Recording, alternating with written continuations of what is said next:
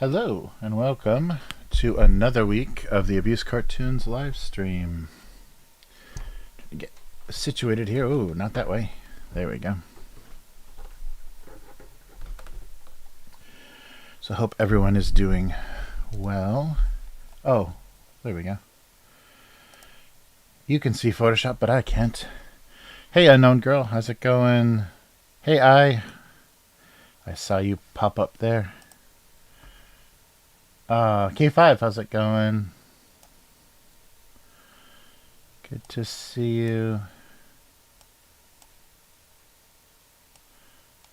A little bit earlier than last week. It's still kind of a indeterminate schedule, but things should settle down soon.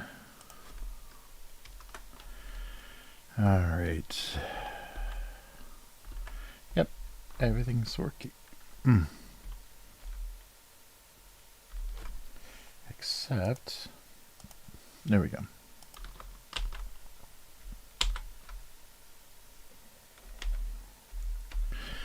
All right. So I have no idea what to do today, but that's usually how it goes. Yeah, so it actually feels like warm weather is here to stay. That was good this morning. This is that nice time before the rainy season in Japan. It's really nice here, not crazy humid, and maybe 70s Fahrenheit. So that's nice. But then it gets up to high 80s and 90s with crazy humidity after the rains.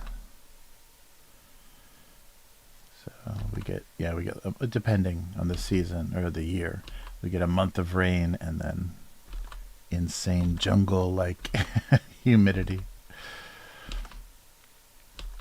All right.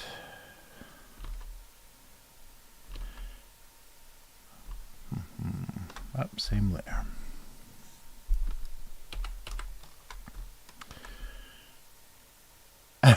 Yes, I'm a little earlier than usual. Yeah, my daughter only had a half day today, so I picked her up and got her some lunch. So I was able to get online a little earlier instead of having to do everything late. So hopefully it'll be more like this in the future. So we'll see. We'll see how it goes. Yeah, my combined chat is not working again. But should be okay. Yeah, I like that because I can have Facebook, YouTube, and Twitch all in the same chat, but sometimes it doesn't connect to any of them. So I don't see any messages going up. Very unreliable.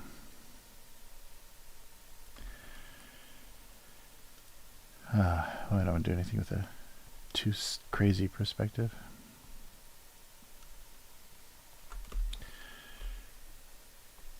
All right. But yeah, finally glad to be done with the cold weather here. All the way up until April, I was scraping frost off the windows in the morning. So it stayed cold for quite a while.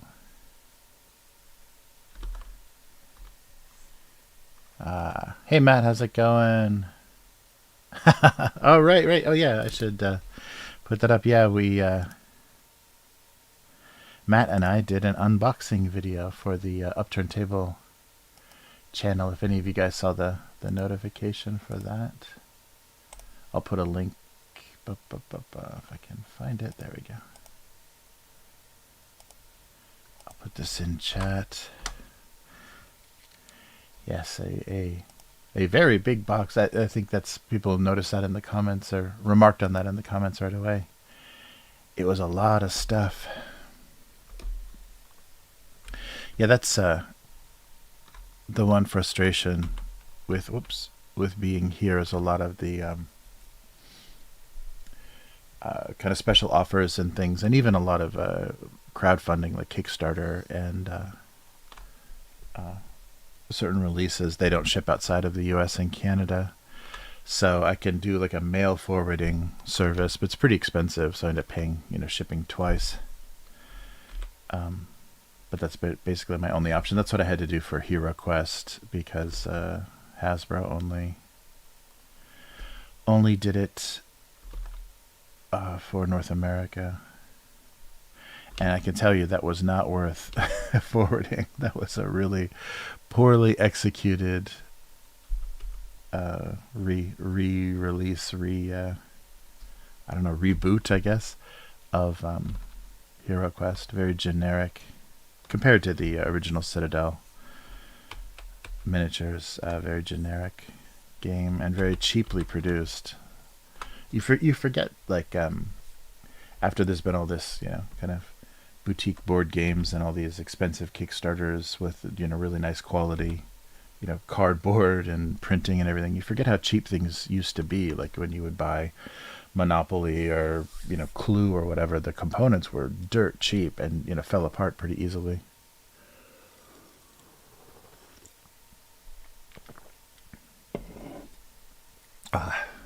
Oh yeah, no, that was, yeah, sorry, for the very beginning of the school year in Japan, this was very confusing. So spring is the summer vacation. So she just started junior high school. So yeah, they to get started, there's a few short days in the first week. So that's what was happening. She finished. It was only like almost a 2-week break between, but compared to the months of summer vacation I remember as a kid, it's a pretty big ripoff for kids here. No holiday. Although I think the parents couldn't handle it. That HasLab or whatever, the thing. Yeah, Matt asked about that. Yeah, Hasbro. I think it's a pretty. I don't know. I'm not crazy about it. I guess there's nothing really wrong with it, but it's just a pre-order system. They're kind of pretending it's crowdfunding, but I think they would, just fudge the numbers and release whatever they wanted to, because if a certain amount of people were willing to pay like $700 for a plastic Star Wars ship or whatever, yeah, I don't know. I've seen them tease a lot of stuff, and I wonder how many. I'm not as much of a toy collector, so I don't know if that's actually a nice thing that Hasbro does when they give you this crowdfunding access to these projects that maybe they wouldn't produce if they didn't gauge the interest first. But it does feel just like they're doing a pre-order. It's not actually legitimate crowdfunding. And nothing. The reason I feel that way is because nothing grows. They usually don't have stretch goals or anything. So as something becomes more popular, it just means they're going to produce more, and they already have their the science of their I guess not the science, the logistics of their how they produce things down. So they're not going to change that no matter how popular something ends up being in crowdfunding. But they sure do spam you a lot. Like I, ended up, registering an account for the for Hero Quest, and now I just get constantly spammed about every X-Men, G.I. Joe, and Star Wars toy that comes out. So not in love with that. But I don't know. And I think they're just trying to keep that 10% that Kickstarter keeps, and also so they can fudge the numbers and produce things because close enough, and they'll take it into production. It would be a good opportunity for them to be more open with collectors and things, and kind of customize and create projects that were exactly what people wanted. But it just ends up being these overpriced deluxe versions of cheap plastic toys. So I don't know. Oh, I think Photoshop crashed. Ooh, it's been a while. Let me see what's going on here.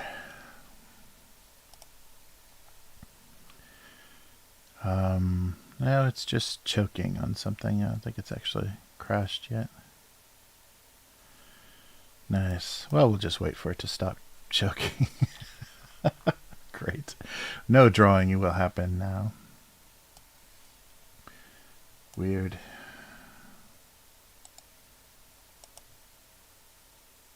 Yeah, I don't know what seems to be the problem. I did something odd. But yeah, I don't know. I'm just really disappointed in how they don't differentiate like projects that they crowdfund from stuff that they just release in retail, because the quality of everything was exactly what you would see in Walmart or whatever in their board game aisle. So nothing. It's a missed opportunity. It seems like, to like really get a group of toy collectors addicted to some kind of output from them. But I don't know. I wonder how people feel, how the collectors feel, the people that buy like multiples of everything and just kind of squirrel them away to resell them. I wonder if there's any benefit, or if they... Oh, I may have to close Photoshop here. It doesn't seem to be responding. At least it's not telling me what's going on. Interesting. But yeah, I don't think I would have gone near it, except for that was the only way to get access to HeroQuest. And I think they did do a retail release eventually, or at least the people that are dealing in stuff put a bunch of stuff up on Amazon. Let me double check, because I forgot if they said that was good. I think it had the UPC with barcodes and stuff, so it probably was probably did go out, other than the oh wow, no, it's still... no, it came out, it's saying December, so the end of last year. I like how it doesn't give me a year. No, I guess it was yeah, some pretty unremarkable sculpts in that box. January 2022 in the UK. So it was supposed to be the end of last year, beginning of this year. And I think there was like one or two miniatures that were exclusive to the campaign, but that was it. It wasn't like an exclusive version or anything. And you could tell just this was definitely the quality that they would take to a regular retail store. Yeah, odd. That did take a long time for them to produce that, though.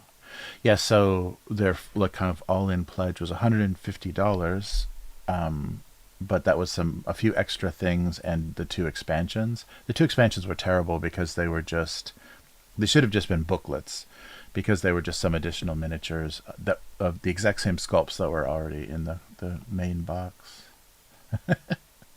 Crowdfunding chat here.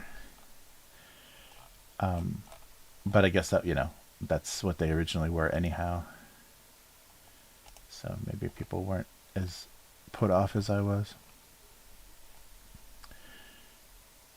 Yeah, so it's funny, yeah, because they only their the budget or the target for that game for the crowdfunding was $1 million, and I think they only raised like 2 million or something. It wasn't like a huge... I would imagine if that game went to Kickstarter that they would have raised 5-6 million, and maybe it would have been more motivated to make it a better game. But yeah, it wasn't... I can't believe it's just coming out now to retail. It's been out for a long time. Or it was, shipped a long time ago. Because I had to wait an extra month to get mine because I was having it forwarded. and shipping was so slow at that time. All right, so are we going to be stuck sucking hero quests this whole time? I think I have to kill Photoshop. It's just not doing anything. Yeah. Okay, well, let's try this again. I think I have to redraw everything. I don't think I saved any of that. Okay, the black void of creativity here.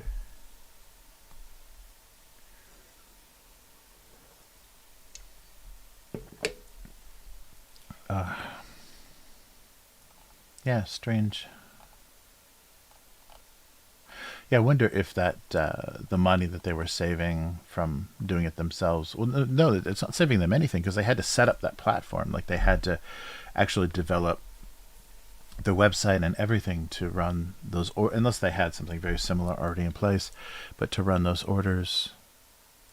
Oops, everything was gone. All that amazing drawing that you saw. Wow. Yeah, I wonder what happened. Photoshop just choked. 14. Yeah, nothing was recovered. All right, well, let's start all over again. Let's just pretend those last few minutes didn't happen. Yeah, weird. I don't know what happened. Photoshop just was like completely unresponsive. That's weird. And usually, so it must have crashed pretty early because it didn't really see anything. This is the recovered file, and there's nothing in it. So very strange. Yeah, but you guys may remember, if you were you're watching the stream from the beginning, there was one with my old, like 2 PCs ago. There was a stream where I was having such memory problems, or Photoshop was just acting so bizarre. It crashed, I think, 12 times through the course of just like an hour. So I'd get something done and save, make a mark and save it, and sometimes it would crash and sometimes it wouldn't. Okay, I think we're okay. Yeah, definitely good when it happens early. Oh, I'm choking down a G Zone regular, their default black one. Yeah, I probably should. I don't know. I was going to make a pot of coffee, but the last few times I've had a coffee, I've drank the whole thing, and yeah, didn't need to do that. So I'm trying to limit myself to 1 can of sugary, caffeinated nonsense. Yeah, but I've been getting tired of Monster, and yeah, I don't know. There's not a big selection in Japan. So yeah, it was nice for during the lockdown. The Japanese distributors of Red Bull discounted Red Bull pretty significantly. It was like it was like $2. It was like almost 50 cents off of a $2 can of Red Bull, and they said they were just supporting people that were having to work from home or needed motivation or whatever. But there was kind of a big publicity stunt. But that was nice. Red Bull was a little cheaper for a while. All right, I'm just gonna draw these squished looking boxes. But that was funny. There were not too many companies that did that, but and Red Bull, I mean, it's the Japanese distributor. It's not the was it Thai? The Thai parent company. But that company is, or at least the CEO and his garbage son are pretty terrible. I think I complained about that before. But probably, like, taste-wise, I think Red Bull is the one I can tolerate the most, but supporting that scumbag kid that's like just hiding from police and buying passports in foreign countries is not something I feel great about. All right. So let's try to draw something that's actually an object instead of a cube. But yeah, I just need it. I've really noticed recently, without caffeine, I really am low functioning.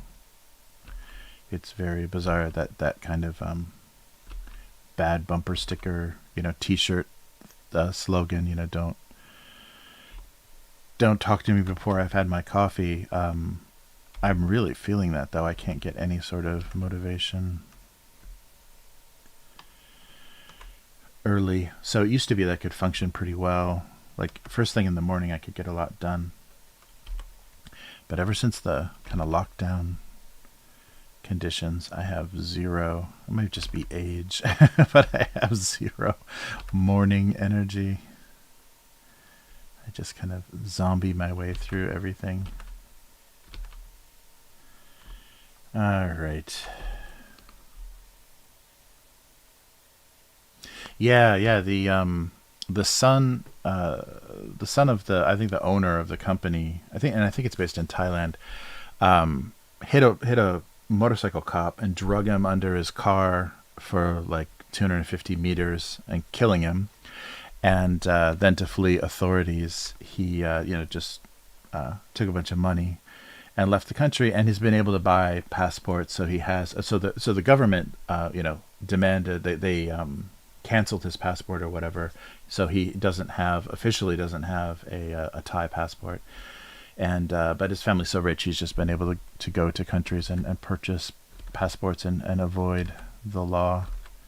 So doesn't have to suffer any repercussions of any of it. But that was like years ago, so I don't know if I haven't seen any updates to that, but I'm sure he's still in exile. I don't think he but who knows how corrupt the system is there. Maybe he did come back and face the music by paying a fine or something. He may not, but I think there was a lot of outrage because there's a huge class disparity in a lot of Southeast Asian countries. So I think a lot of people were really disgusted that he got away with that. But yeah, after I read that, I was like, ugh, am I funding this spoiled kid's exile by drinking Red Bull? And you can't even, you must not even, we can't be aware of all the insanity that goes on with the people that are running various things. I'm sure if you were going to be too highly moralistic about products you used, it would be very difficult to eat or drink anything.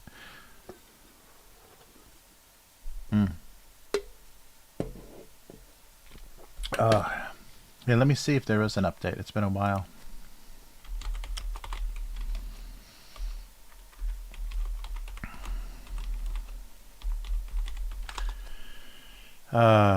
Charges dropped. There we go. So 2020. Oh, there we go. Yeah, that's depressing. Of course they were dropped. Wow. Right at the beginning of the pandemic.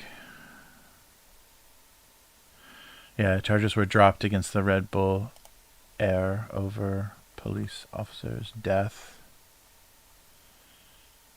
So yeah, he faces nothing. He faces absolutely nothing. So he fled the country, they canceled his passport, and he just stayed away for a few years, living off of his family's money, and then never turned up to be charged, and then they just dropped the charges. I guess maybe there was I don't know for murder, though, if there's a statute of limitations.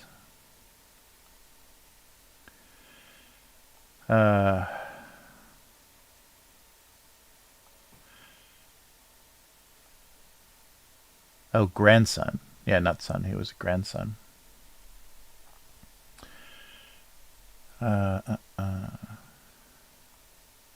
so I guess then his father inherited, because in 2012 the grandfather died, and he has a net worth of $5 billion. You think Red Bull would be a little more lucrative than that? Oh, that really is disgusting. Yeah, so he hit the police officer in his gray Ferrari and drug him 100 meters and drove off, and he didn't survive.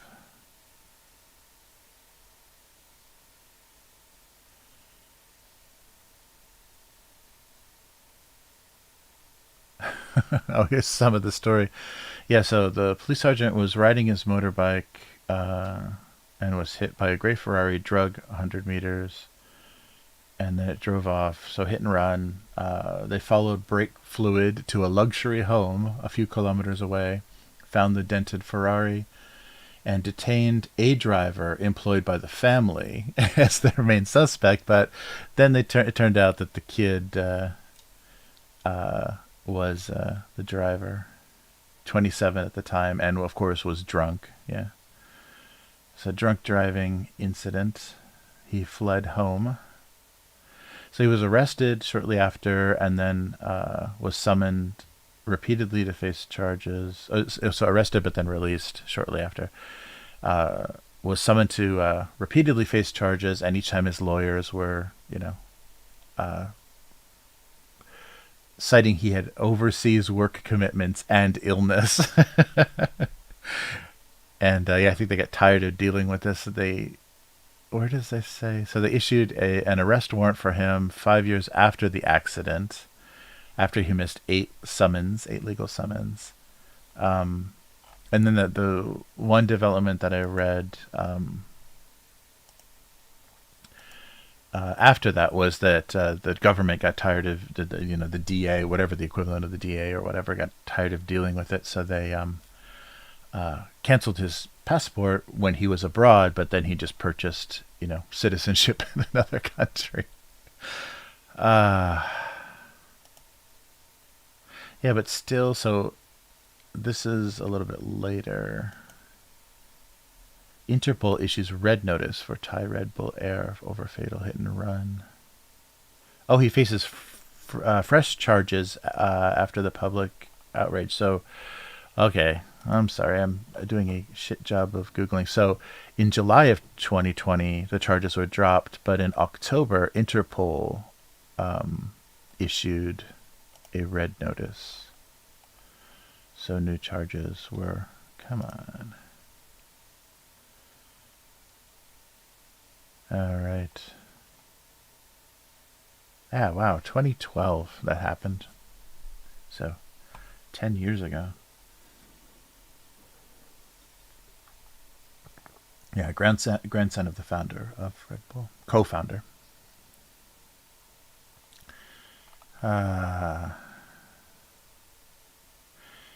Interpol's most urgent alert, the red notice. So charges were dropped in July. A review conducted by the Thai Prime Minister concluded the entire investigation had been compromised, and he probably got a big fat check. Or a big, not a check, not a check, but a box of money somewhere. Wow, so there are protests. Yeah, so the whole family is supposedly worth $20 billion, so the second wealthiest family in Thailand. And to continue the story, they want me to donate money to The Guardian.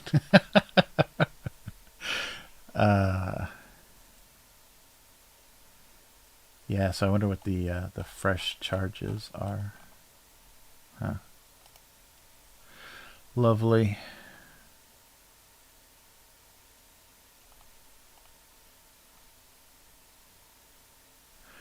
Yeah, so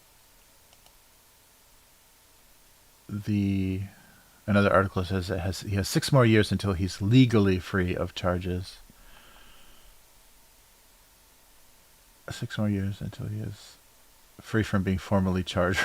I don't know. A lot of confusing. So the prime minister reviewed the case and reviewed the charges and dropped him, but at end of 2020, they're still saying this doesn't expire. Maybe the statute of limitations doesn't expire until 2027.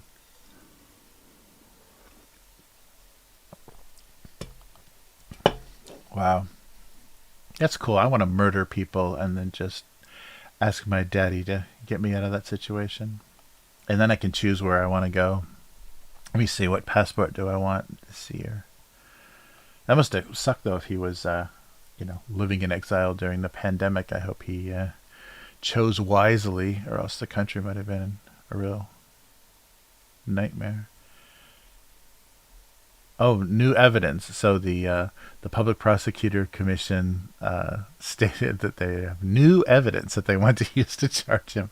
Oh, because reckless driving causing the death of plus cocaine. So they have a suspicion that, but I don't know. Unless they had a blood test, I don't think they suspected cocaine use as well. Surprise, surprise. Oh man.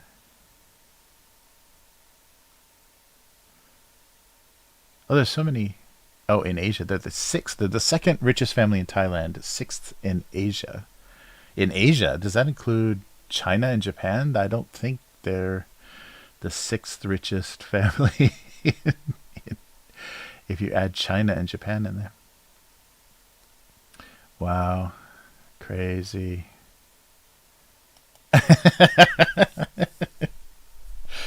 uh, yeah, I was really surprised. Yeah, because it was a police officer that they didn't work a little harder. But who knows? I can't imagine there's not huge corruption,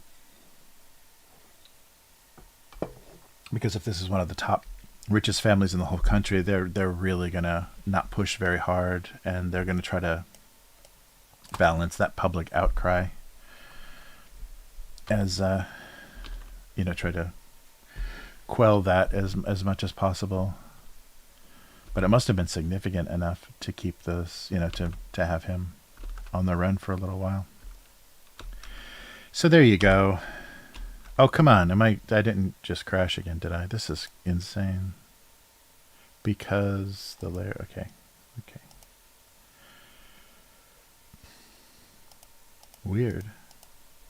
Yeah, Photoshop is acting a little strange. I wonder if I'm, let me see how much hard drive space we're dealing with. Maybe my swap. Yeah, I think my swap scratch disk is low.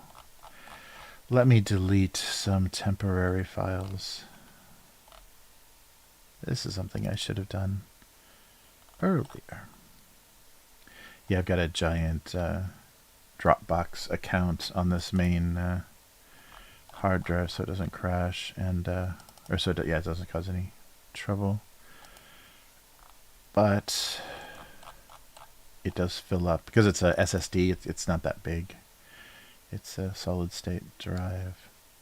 So I'm going to make things available only online.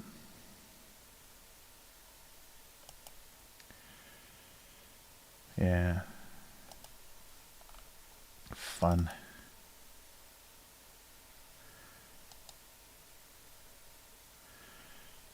But yeah, so that's always been my problem with Red Bull, even though I think I prefer it to most other energy drinks. Back in the US, I think I drank a lot of, I drank a lot of Rockstar, but who knows how how shady that company is. Alright. I don't know if they even make that anymore. Was it Monster Energy that got that the 15-year-old girl had a heart attack or whatever? One of them had some really bad publicity with a teenager had some cardiac event drinking. I think it was Monster. But still, yeah. And they just released I just saw there's a giant, almost half a liter, like 455 milliliter. So almost half a liter, Red Bull in Japan, and that's crazy because they don't even have like the biggest coffees, the biggest coffee size here in Japan. I think because people are pretty sensitive to caffeine, so you could easily get some kind of very bad reaction to that. But Red Bull went ahead and did it. Half a liter of Red Bull. So I wonder how much caffeine that actually is. All right, just a few more, and then hopefully things will be running better.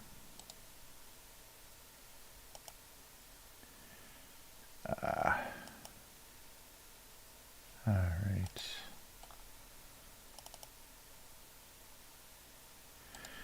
Yeah, I don't know.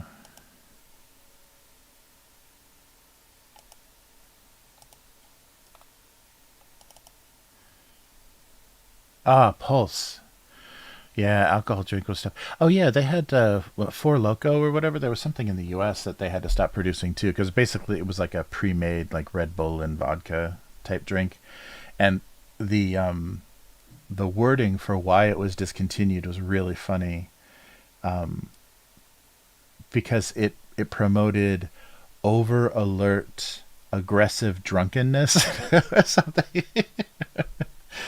So maybe, people that respond, they get angry and agitated when they're drunk, plus caffeine makes them overly alert, angry drunks. So yeah, so yeah, same thing. Unknown Girl as in yeah, in the U.S. they had that same sort of thing.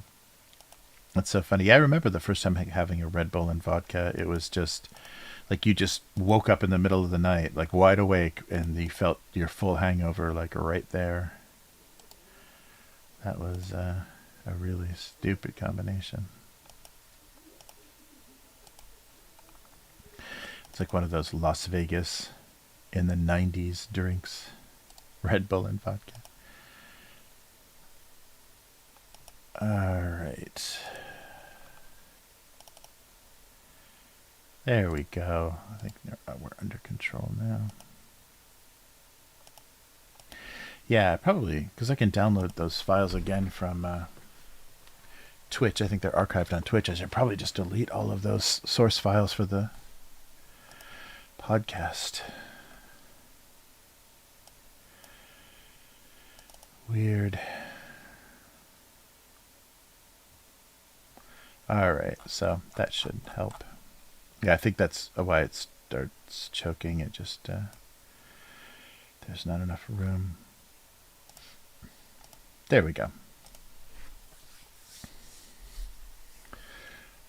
Red Bull and Jaeger. Oh my god. Wow. I can't even combine those two flavors, Jägermeister and Red Bull. There has to be some weird clash. Oh man. That has to be like drinking holistic cough medicine. Yeah. Wow. Yeah, Red Bull and Jaeger. I haven't had Jägermeister in a long time. They have it here. It's sold here in Japan. I don't know how popular it is, but I have seen it. Oh man, let's down a little bit. Okay, so hopefully that eliminated any crashing issues. We won't run out of memory again. All right. Yeah, now I have to try that. I'm really curious because they sell both of those here. So I'll have to combine the two. Wow. But as you said, yeah, it'll be very hard to sleep. I guess I won't do that Sunday night then. Ugh, yeah, we've got the OSR group is gonna meet. I think in person for the first time in several months. Although the numbers still aren't that low here, but we'll give it a shot. But yeah, so it's Sunday night. We end a little bit early, and it's not a great idea to drink too much. Unless you really love Monday morning to be as difficult as possible.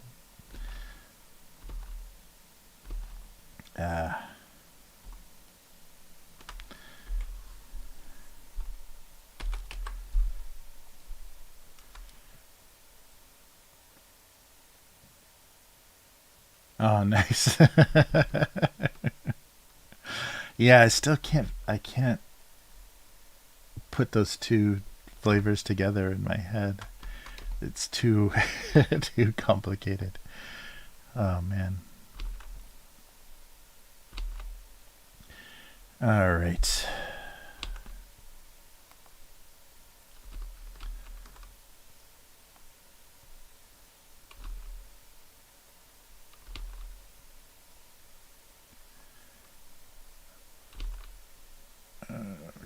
Okay.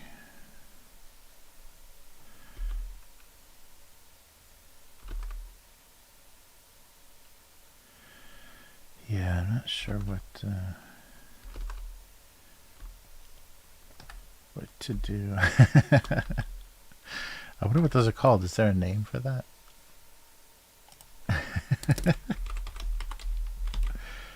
See if I can spell Jaeger correctly. Jägermeister.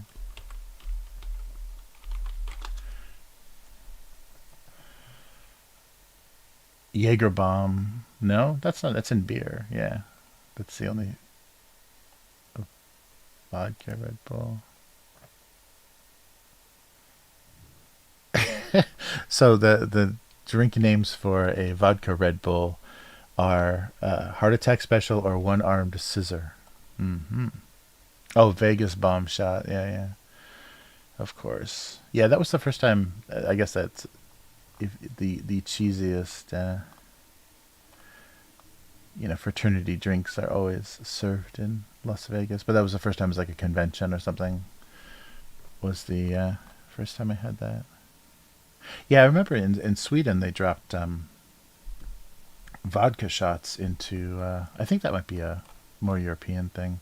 They dropped vodka into beer, so you get a big mug of beer. And I had a kind of a drinking contest with one of the classmates there, and by the end, we were just going you know drink for drink, and then after each time we drank, we put another shot of vodka. So by the end, it was just straight vodka with a little bit of beer foam left. So that was pretty brutal.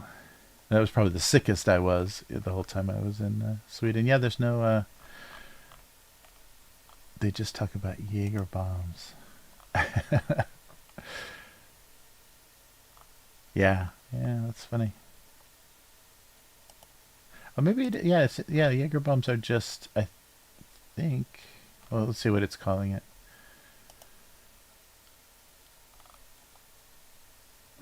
Come on, these websites are terrible. Oh no, it is. Yeah, no, it is. It is a Jaeger bomb. I thought that was. Yes, it is a Jaeger bomb. Yeah, Red Bull. Yeah, Red Bull and Jägermeister is a Jaeger bomb. I thought that was a beer. It looked like a. It looks like they were dropping it into a glass of beer. Sorry about that.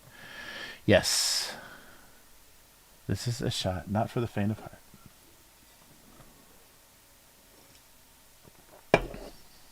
Wow.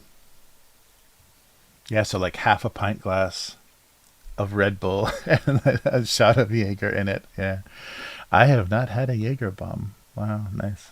Depth charge. Oh no! Oh no! Rumplements. Oh no! Is that? Oh, that sounds terrible. I can't imagine. That's like a mint liqueur, right? In beer. That's brutal. Yeah, I think vodka is the only thing I could have. Or what? We've had. The Irish car bombs and all those tastelessly named. Yeah, but the what's that? Bailey's in beer, in usually dark beer. And yeah, I haven't had that many shots in beer drinks. Yeah, it is a Jaeger bomb. Yikes.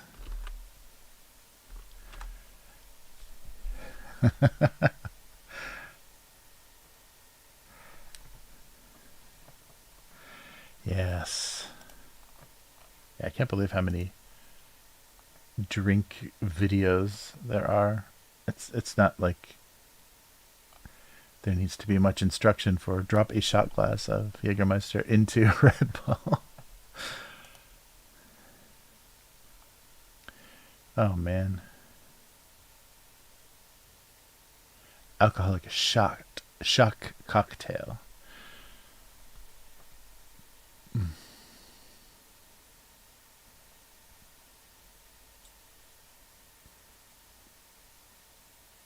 Contro dropped in Red Bull is, yeah, a refresher bomb. Sometimes called a Skittle bomb because it tastes like Skittles. A Skittle bomb? Are there Skittles in a Skittle bomb? No, it's just Contro and Red Bull. But it tastes like Skittles? Weird. Yeah, I guess it might be very fruity. So basically, you just drop a shot glass of anything in Red Bull. I think it's Bailey's, though, that causes the beer to foam. There's one that makes the beer foam pretty hard, and it kind of, and you know, Bailey's is creamy, so it's kind of a disgusting thing to put into beer. Drink recipes.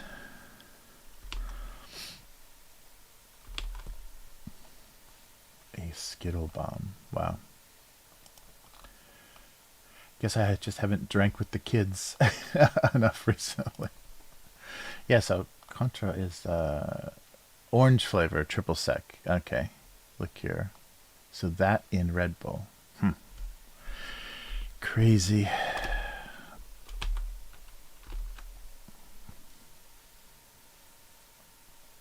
Oh, fruit tingle.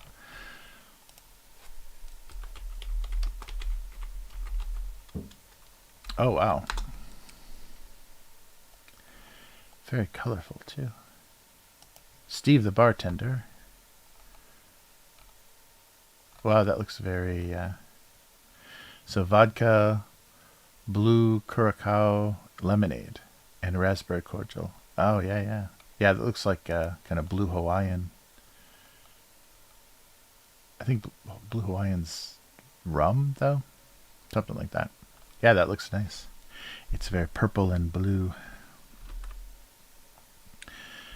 All right.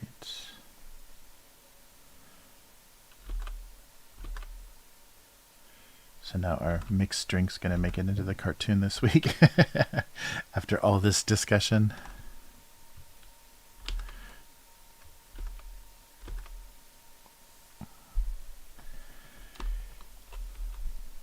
Oh yeah, what's that? Let's see if I can. I don't think I can. Oh, maybe I can get away with something kind of resembling a skull. But what's the Dan Aykroyd vodka that is in a crystal skull? Oh, I think it's just crystal skull vodka, right? Because of his belief in ancient aliens.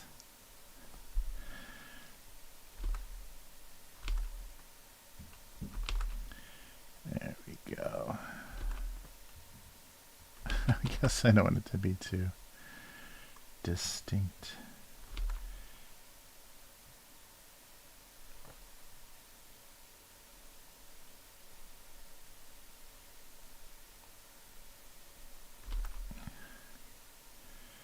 Okay, now there's no there's no place to put. Actually, all this detail should probably be not in black line, but something else. So it looks like glass.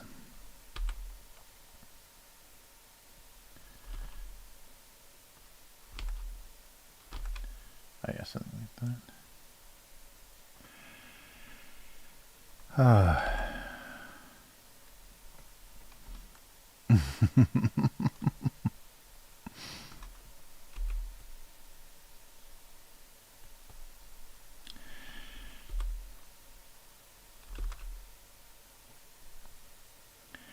Yeah, that looks a little awkward.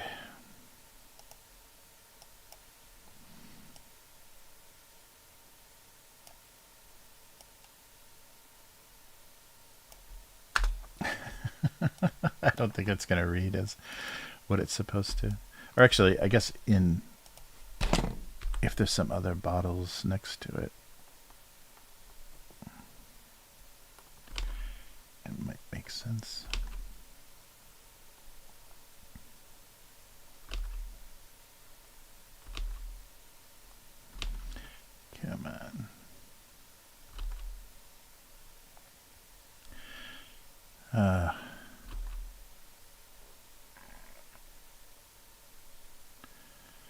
I have the Go Comics.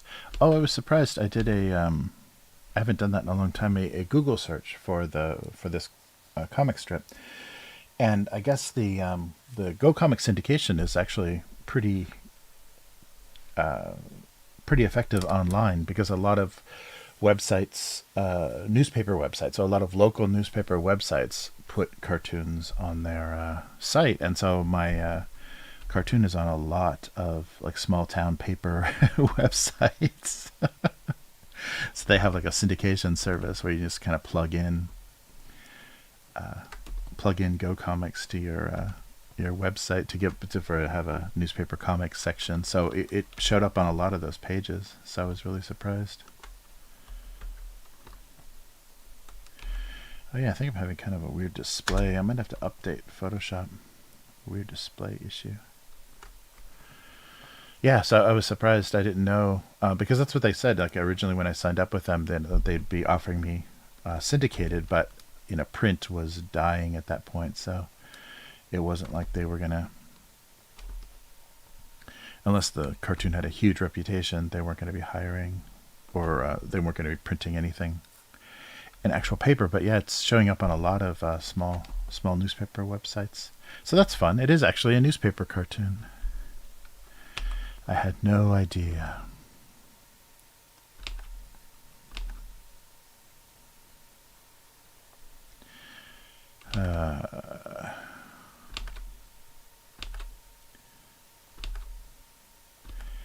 So I can say I'm a digital newspaper cartoonist.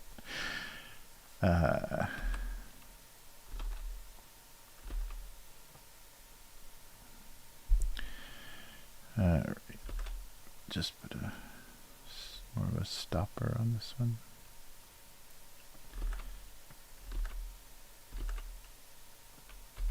Yeah, it's funny how that business model changed. Oops.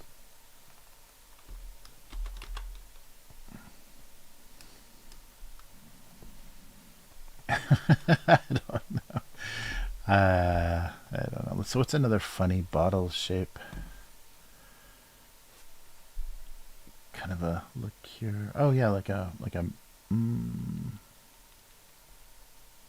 so maybe shorten this one so it doesn't look so much like a wine bottle. That might work better.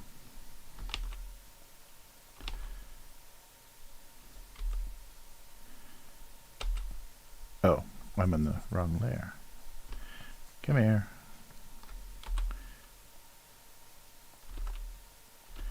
Yeah, shorten this. I'll make it look more like a liqueur bottle or something, not a weird... or these just look like potions, like weird potions. Yeah, I get paid for the ads. I get a piece of the ads and the clicks and everything. They've got a few different ways that they score the cartoons. So yeah, it's pretty nice. And the nice thing about the deal that they actually changed, we renegotiated a little bit after it had already been syndicated, and they give me a minimum, so I can it'll never go below a certain, so even if there's the views or the ad revenue goes below a certain level, they'll never pay me less than that, so I can have a reliable kind of income from it.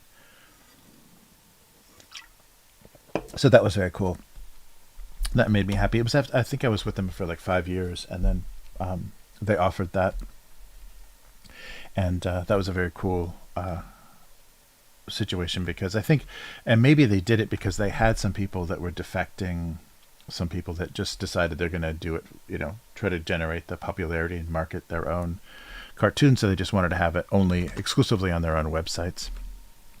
And so maybe to stop people from defecting, or artists from defecting, to just try to syndicate themselves, they offered that kind of guarantee. Let's not do that. So that was pretty good. And they've printed some cartoons in various like collections. They do calendars and things like the Joke a Day or Cartoon a Day kind of calendars and things. So it's shown up in places like that. So it's pretty cool. I mean, I really they've been really nice to work with. I think, yeah, maybe a glass then. Oops. See if I can get a glass. Yeah, a glass would work well. Then a little bit of a size difference. So he can look the most worried. And actually, let's get this out of there. All right.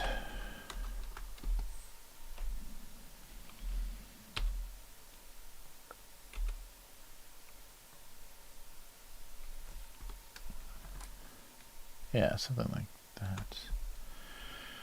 All right.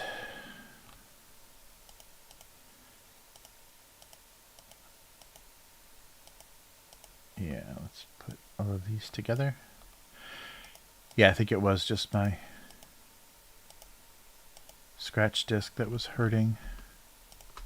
Yeah, I got to keep that in mind because when I do a lot of video work, you know, those are pretty big files. And I fill up my hard drive pretty fast. My local drive. Hey, okay. There we go. So I gotta remember to back that stuff up. Ah, nice.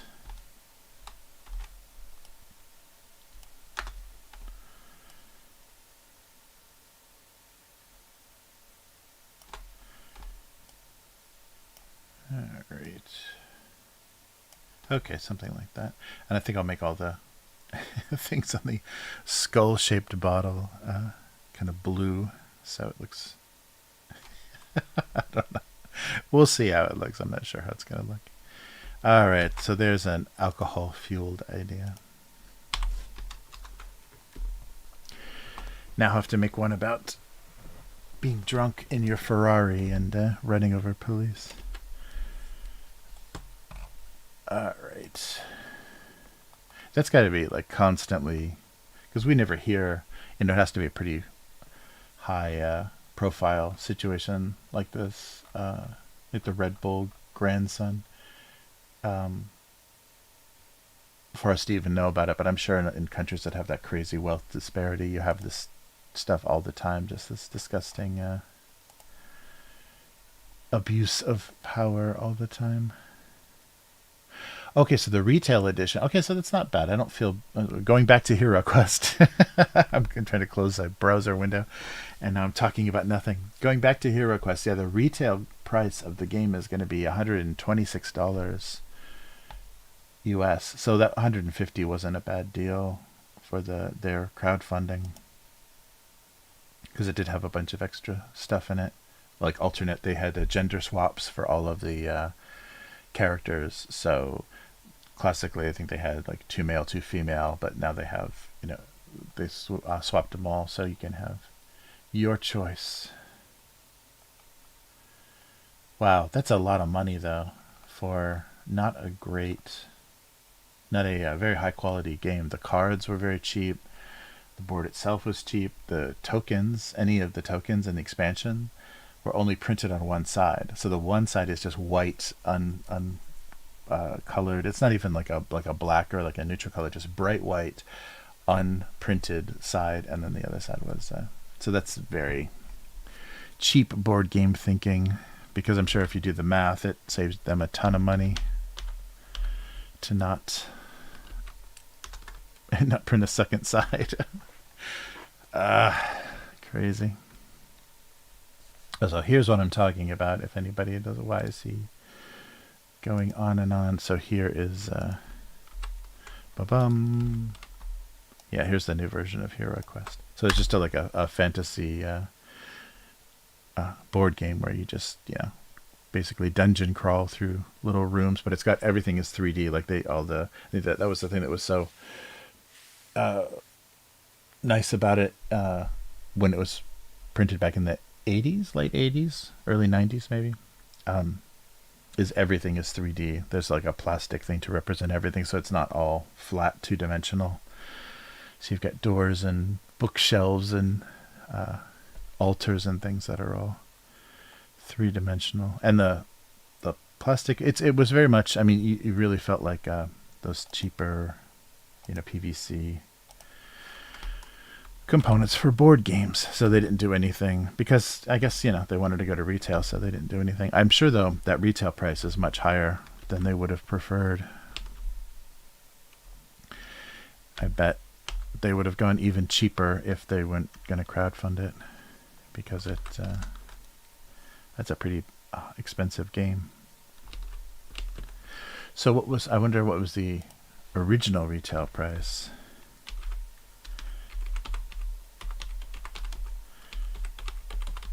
And then we can do a conversion because this is the internet. So the original price, we're going to have to ask Reddit, aren't we? $30. So $60. Wow. Yeah, so that same game with all those components would be, and pretty much the same quality, would be $60 today, and it's $126. So double what it needs to be. Yeah, it was $30 back in the day. That's funny. Wow. Release date, and that, 89. So yeah, 1989, $30 board game. I guess, you couldn't ask for much more than that, because then it's not a board game anymore.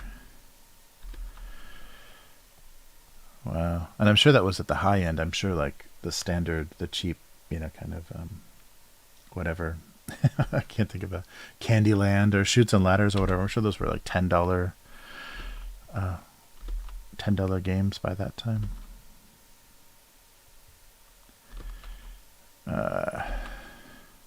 Yeah, that's crazy.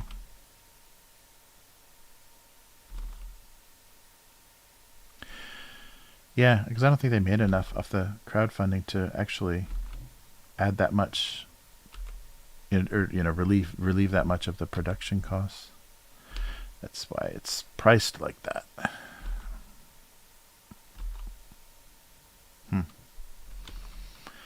All right.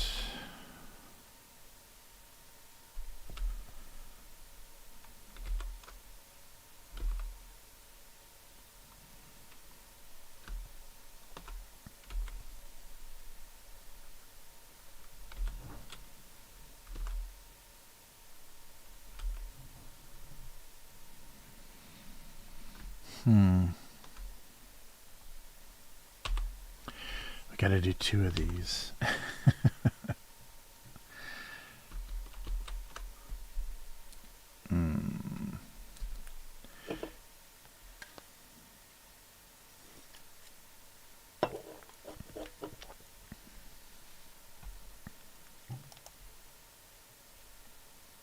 Oh, there's a fandom.com hero quest page, of course. Of course there is. It actually looks like there's more stuff in the... Well, no, I think it's about the equivalent. More stuff in the original. Yeah, I think it's about the same. Everything's the same size, too. That's funny. Still talking about Hero Quest. All right.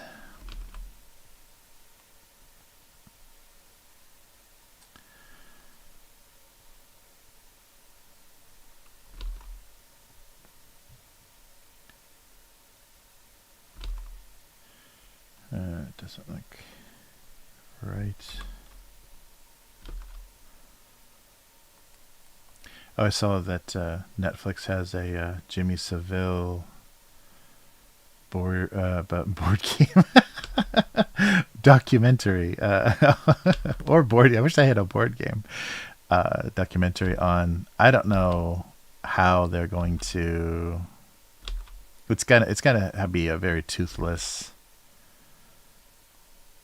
kind of thing, and just a bunch of people saying, "Oh, we had no idea. We had no idea,"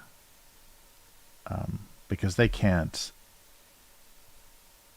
Even on Netflix, they can't go into everything that guy is accused of doing, they can maybe just suggest it. You know, they can't actually state any of the crazy things he's been accused of, but that's a really disgusting story. So anybody that didn't hear, so a very famous UK presenter that ended up doing a lot of charity work, and was just like a mainstay TV personality, did a lot of charity work, and had a kids show that was kind of like a Make-A-Wish style show where kids would write in with something they always wanted to do, and then on the show they would make it happen. So meet somebody famous, or I think like, fly, or whatever, those things that you could actually achieve in the confines of a TV show. You can hook kids on a wire and swing them around the studio. But it turns out he was a horrible child molester, or not child molester, child rapist, whatever, pederast, whatever the term is. And he was, it was totally covered up because he had friends in very high places, and was doing so much good, or was perceived as someone that was doing a lot of good for the world. And maybe that was just in compensation, and maybe like that was a horrible kind of guilt response to his other activities, like raising money for children would get him into heaven somehow after what he did to kids. But the stories, and who knows, it's not, and none of it, the really crazy stuff that I heard, I don't think any of that is verified, but it's brutal. There's just no way they could even talk about it. And this is, Netflix does like Night Stalker and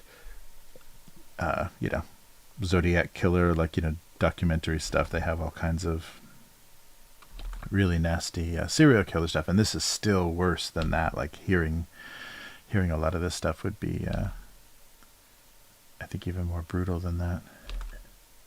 But of course he died in 2012 or something, or what was it, like 2009, and then that story's allegations like started to completely come out in like 2012,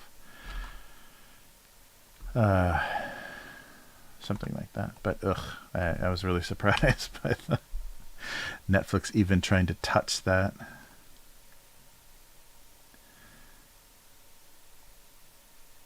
Yeah, I don't know if it's worth, if there's any benefit to them doing that when it's not going to be a very accurate picture of what happened.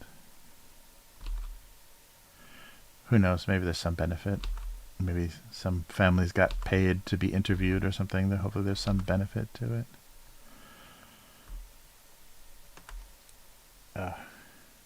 But yeah, streaming sure does love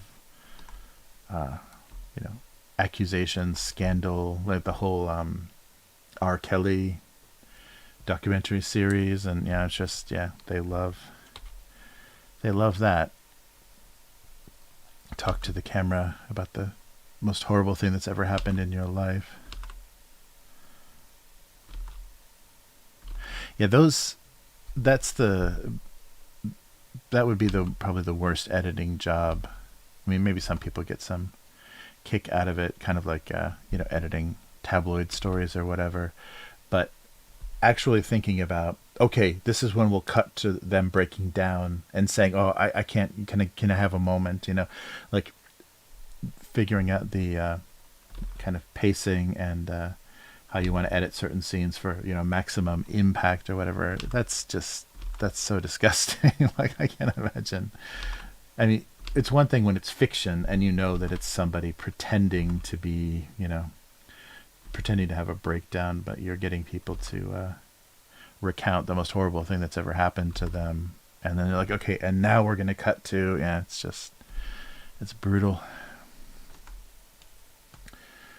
All right. So I'm drawing bags. Let's try something else here. Oh, I should pull up a window, make sure, because I'm looking at combined chat, and combined chat often fails. So let me make sure I can see you guys on YouTube. Oh yeah, there we go. There we go.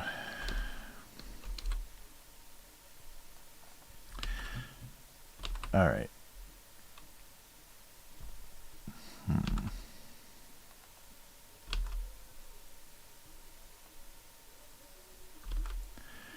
Yeah, all the kids are definitely back to school. The trains are really crowded in the morning now, compared to that little bit of relief you get in the springtime where the kids stay home or they're on vacation or whatever. They're on family trips. When the students are all back, it's brutal, especially when there's like some sports club or something that has to get on with all of their equipment.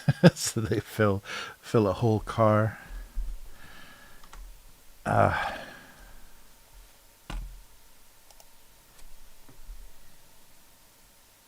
wow. Yeah, that sucks. Uno cards being... Yeah, it seems like, because I remember having like an Uno deck from the 70s, I think, that, they just last forever when they're good quality cards. But I think that's the thing. They don't want to make them too nice. If they produce them too well, then you'll never buy another copy, so they only get to sell you one. Yeah. Yeah, that's very funny. What was the other... There was something that was kind of a planned obsolescence thing that was weirdly... I forget what it was. There was something that was surprising that I was like, oh yeah, I guess they do plan... They can't have you just buy that once, so they need to have some way to make you repurchase something. And I forget what it was. But it was something... I don't even know if it was a physical good, but it was something that was very surprising. It's like, yeah, they planned to make you need that again sometime, and it seems like a once in a lifetime purchase. I forget what it was. Yeah, something that came up that was kind of shocking. All right.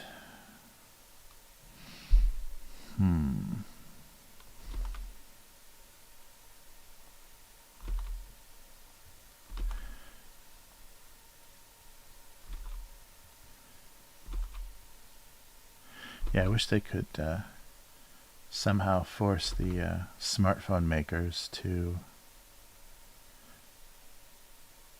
require that they're all repairable, like third-party repairable, and stop this ridiculous thing that they're doing. If it gets opened, the warranty is voided, and having their repair stuff be so expensive, or the kind of Apple Care kind of warranty stuff be so overpriced. Yeah, wish there was some sort of support for that, because yeah, it's really ridiculous how much they've been able to abuse. But from the very beginning, Apple was from the very first iPhone, Apple was already abusing the system. Because I had a friend that worked at Motorola at the time when Apple was kind of shopping around, or talking to different manufacturers about collaborating to design their first smartphone, to design their first iPhone. And the deals that they wanted to make were horrible. No manufacturer, like cell phone maker, would even deal with the terms that Apple wanted. And then once they got to the actual carriers, once they said, okay, fuck it, we're just going to make our own phone, then when they got to the deal with the carriers, it was even worse. It was even more of a scam, because I guess they convinced them that this was going to be so popular, and you were going to make have so many new customers because you're carrying our phone, that Apple got a piece of the monthly whatever you pay for your usage and everything monthly for a cell phone carrier. They got a piece of that. So not only are you paying this kind of, not supplemented, what's the other word? you are getting a discount, but still paying for the hardware. But they're also getting a piece of what the carrier is charging for your monthly bandwidth, basically. So they got, for every iPhone from that, and I think it happened for the first few generations, for every iPhone that someone paid for, Apple was getting monthly a huge check from a piece of all of those users. So yeah, so from the very beginning, they started out being very abusive and user friendly with the iPhone. But it certainly took off. It's amazing. I'm still shocked that it did so well in Japan, because Japan loved their flip phones. You know, they loved their hardware, keyboard, crappy small screen flip phones. That was just the culture for a long time. And then eventually the iPhone took over.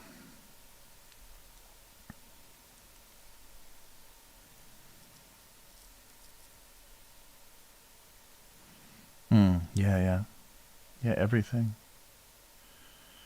Everything is not built to last, because they got to get you to buy. And it's so weird that happened with clothing and stuff too. That basically, there's that fast fashion kind of like H&M kind of turnover. Like the fabrics and things are so cheap now. Some things are literally wear once, because if you're gonna wash something, it's gonna be totally destroyed. It's not made to go through any sort of machine washing process. You have to just like gently hand wash it in the sink if you want to it to not fall apart. All right. Yeah, I was trying to figure out some weird mug designs. Maybe I'll try some, like those coffee mugs in a art museum gift store. Inspired by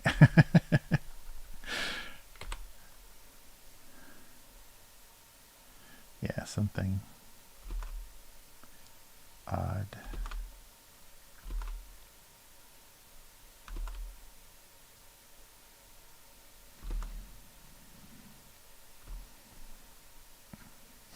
Yeah, I don't think it's going to read as coffee mug. Let's flip this one over and see if we can straighten it out. Yeah, look at that. Oof.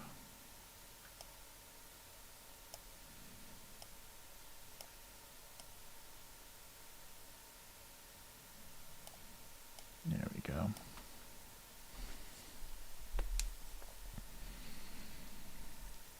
Oh, yeah, right.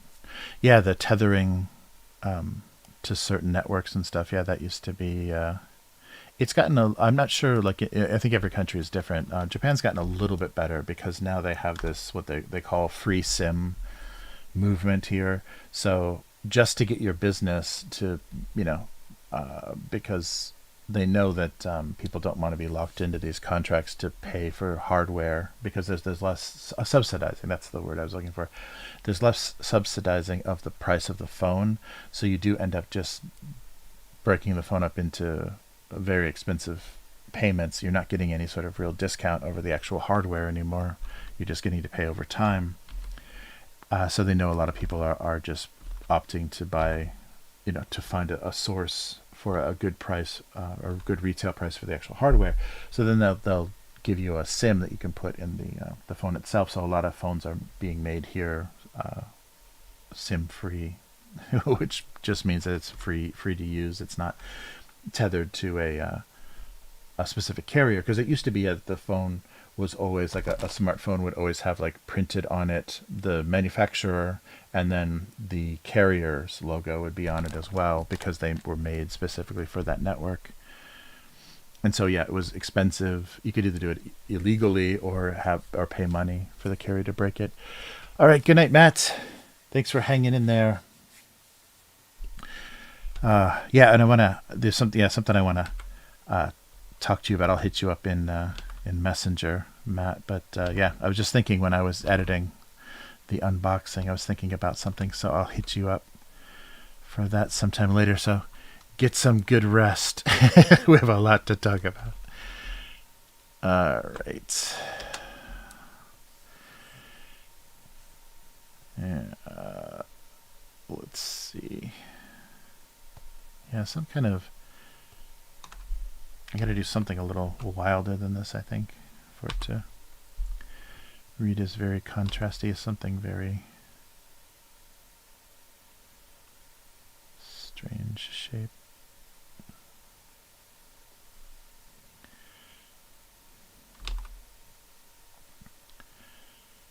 All right.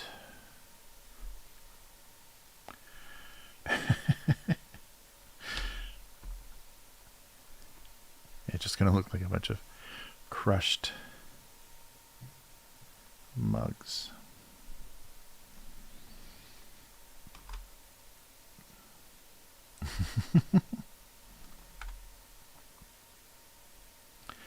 All right.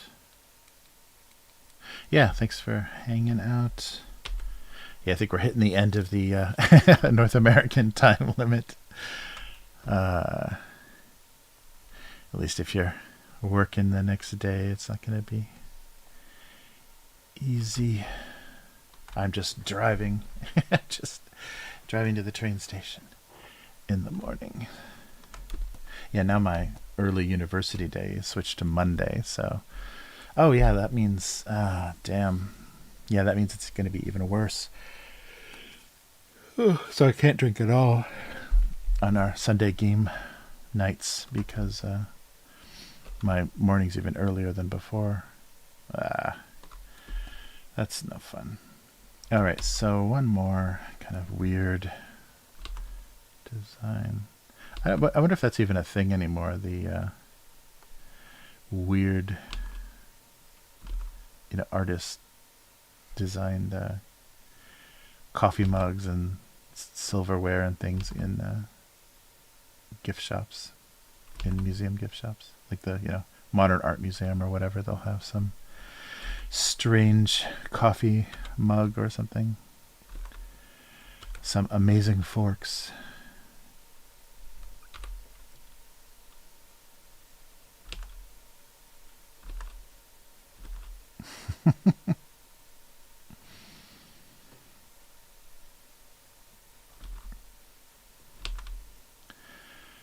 Alright, maybe this side.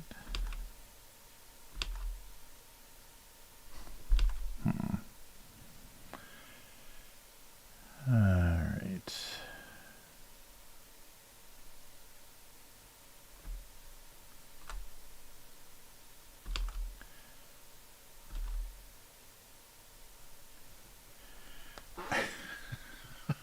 Okay. I should probably just look up some actual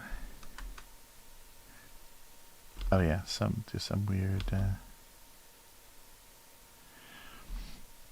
indentation or something.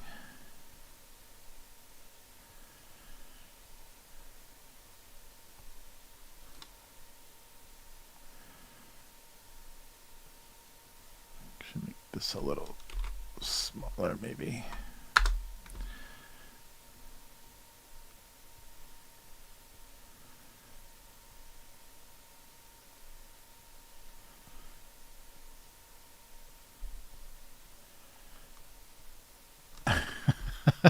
I don't know. That's not a great idea, but I think I'm committed to it. Yeah,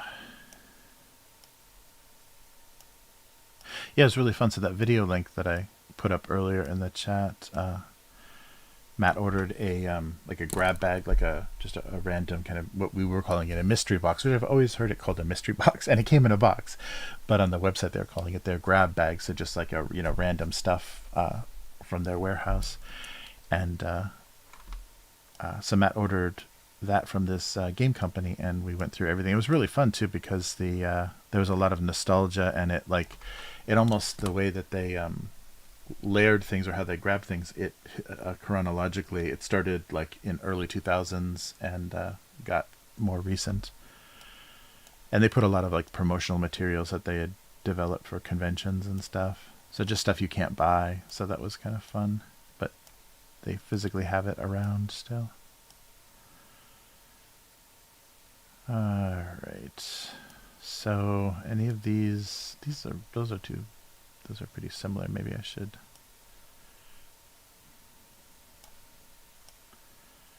something like that.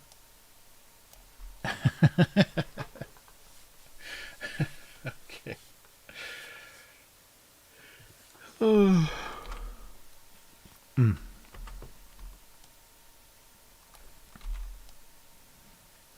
Exit through the gift shop.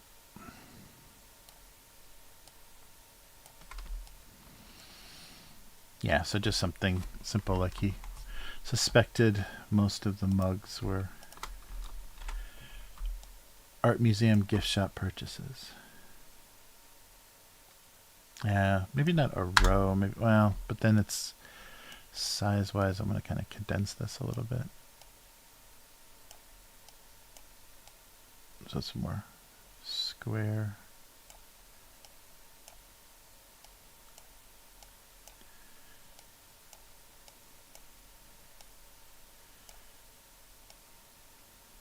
Oh yeah, something like that.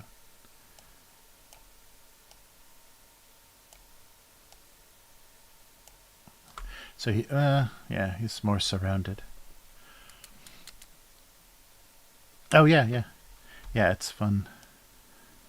Yeah, it worked surprisingly well, because we did it long distance. So Matt just pointed the camera down at the box and had a like a lapel mic, so he could talk and still have hands free and everything.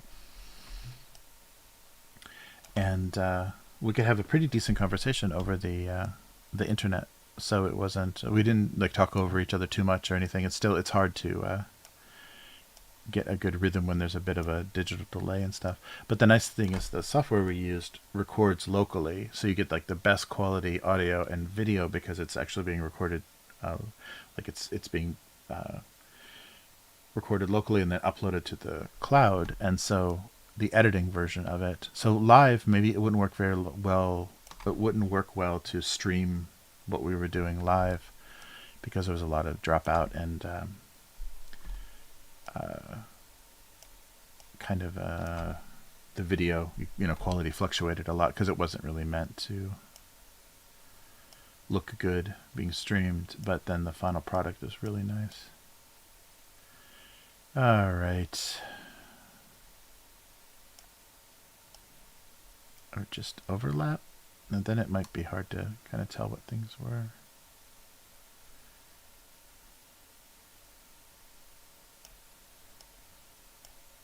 Yeah, so yeah, that should be good. Something like that. In a row. I don't know. A row would be a little more of a countertop, but that just looked odd for some reason. But definitely we'll put the regular style mug in the center. Let's see.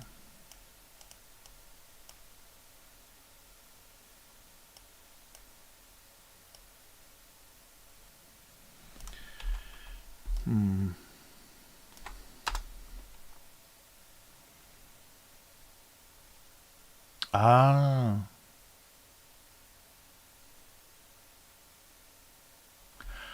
Oh, I see. Yeah.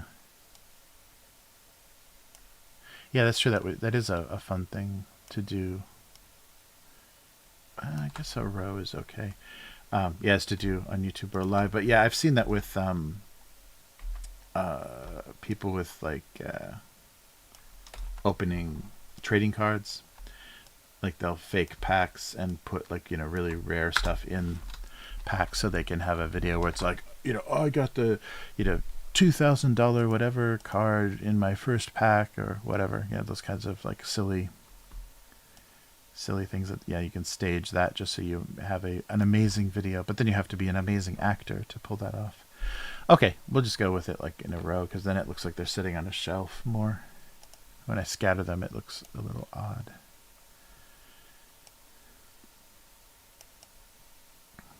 Yeah, I can imagine that would had a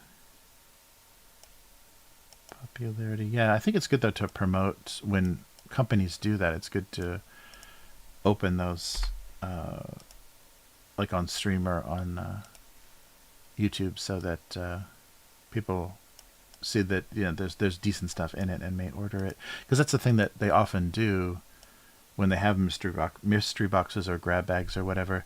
They just vaguely describe what might be in it, and so you're much more reluctant to actually, risk risk what may or may not have, what may or may not be in there.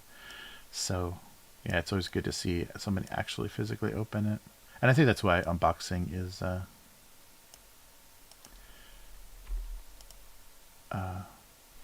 interesting to people. So there's not you'd rather have it spoiled than to have an unhappy surprise, something like, oh, this is really bad or this is really poorly made. It's better to have someone else go through that disappointment for you.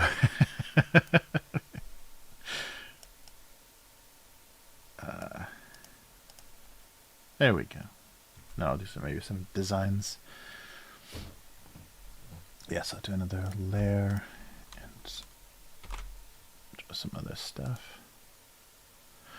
Yeah, they have that that same kind of thing around New Year's in Japan. They have the fukubukuro, the lucky bag, I guess is the equivalent of it, and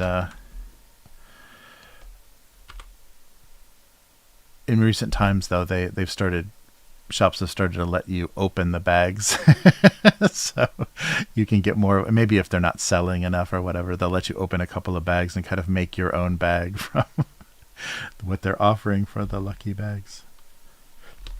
That's funny. But when a shop is really popular, like, people will take the chance of trying to get something, because they know most of the stuff at the shop they would want anyhow. But maybe less popular shops have to do what they can to sell to sell them. Let's try some weird patterns on the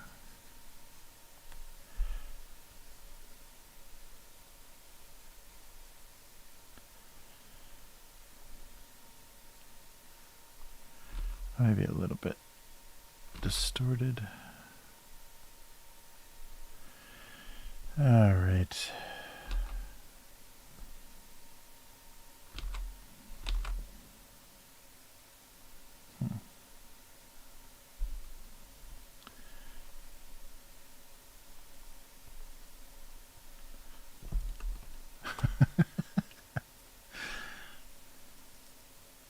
Yeah.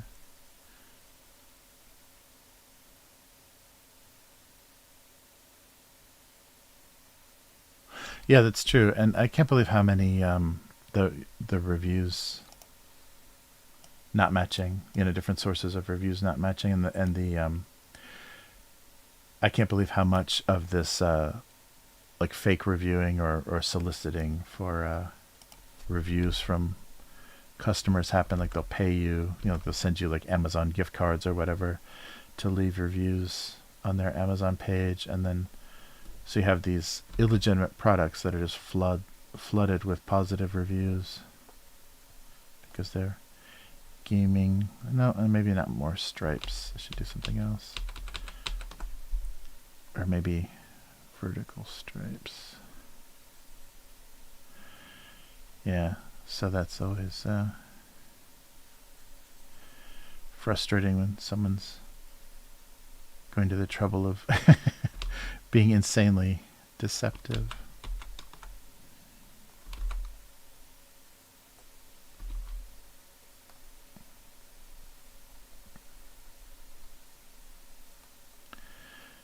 All right. Oh, yeah, maybe I'll make this white interior. That might look nice. Or maybe just inside. There we go. And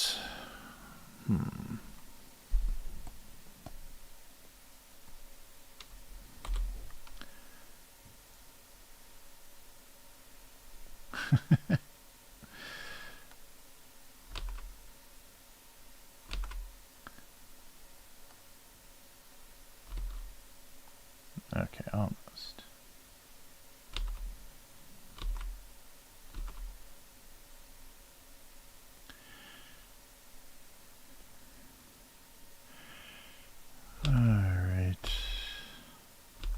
Yeah, maybe not inside.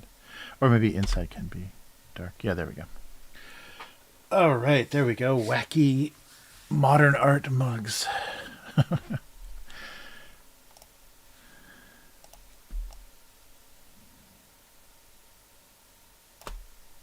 All right.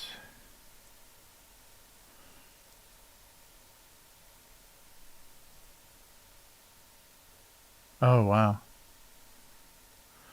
Yeah, it's definitely online shopping has become such a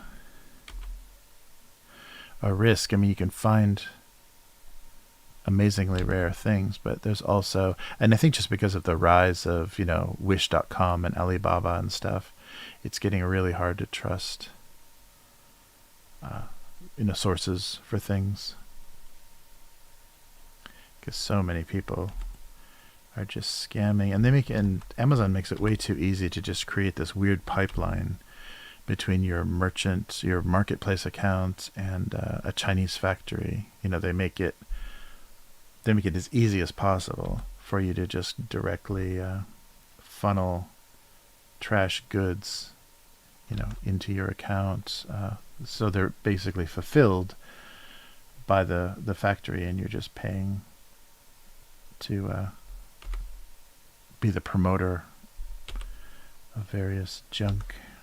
Yeah, because I've read a lot of things where people, talking about they find some really cheap, hat or something, and then through searches on Amazon find out that there is kind of a weakness, like if the number of searches for a certain thing are pretty high, so they can put this like cheap trashy thing in, get it in there, and it'll get a lot of views because it's a relatively popular search term, and then actually get sales of something that people shouldn't even be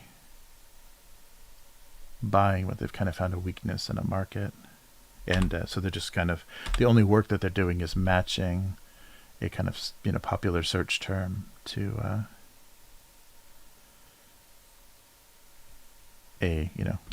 a store link on Amazon. It's pretty disgusting. So then you just get everything all trashed up. I love that attitude that Amazon had. I think they still do, but kind of early on, when there was so much Chinese knockoff stuff online, they and people started complaining. Companies specifically started complaining. They just said, well, what we could do is if you paid us some money, we could make the official store for your brand, and then we would make sure that it kept all the Chinese knockoffs off of that, because it would be your official store, so people would know that they're buying the actual, the official version. Otherwise, we'll just let your business be taken by these scumbag, Chinese factories. It's amazing that was the offer. Yeah, you pay us money to keep that stuff out, and we'll definitely do it. But you're going to have to pay for the privilege of not being ripped off by China. Thank you, Amazon. Yeah, that was pretty ballsy. But a lot of companies were so weak with online retail, so maybe it worked better early on, but they're like, well, okay, if we aren't on Amazon, then we're not going to have sales, or our sales are going to take a huge dive. Our online sales will take a huge dive. So I guess we don't have any choice. Have them build us an official store.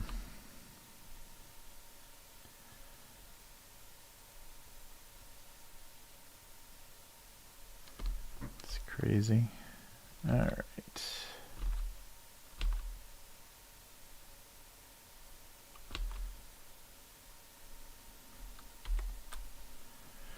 Yeah, I forget who it was. One of the kind of discount retailers like Target or somebody just let Amazon handle all of their online sales for a while, like initially. I think they're their own thing now, but I'm sure that was a really bad deal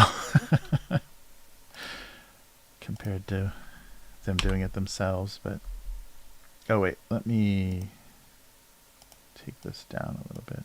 Oh, not this. This.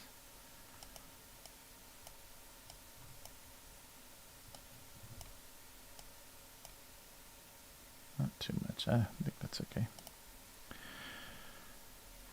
All right.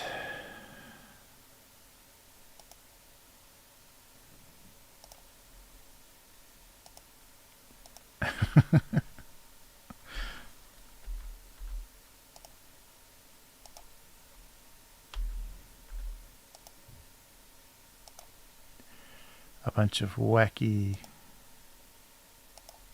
mugs. Oh, sorry guys, just a sec. Got a phone or a doorbell ringing here.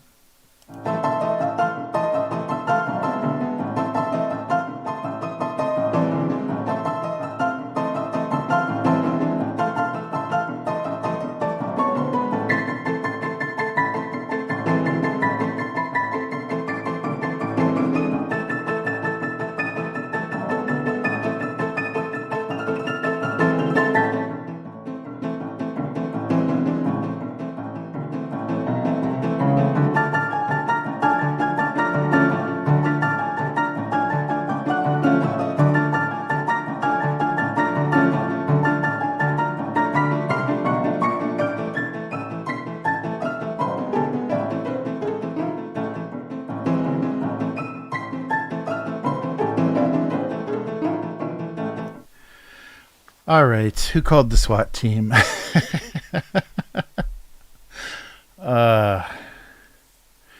Nice. Back. There we go. I can't believe that's actually a thing. Like people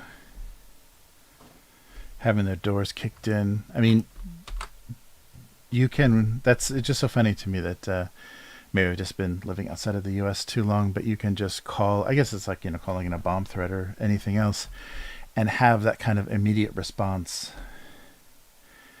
It's very strange that they wouldn't want any sort of verification. There wouldn't be any, observation where they would kind of see whether there was actually a threat or not,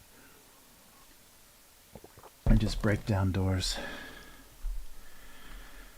When you've got like a giggling, 15-year-old on the phone, that doesn't make any sense to me that actually works. Yeah, it's funny how. Okay, so yeah, wait, I gotta come up with some good colors for these bottles so they read like something kind of real. A little darker. Not too dark though. So the eyes are invisible, and then I need a very crystally blue color.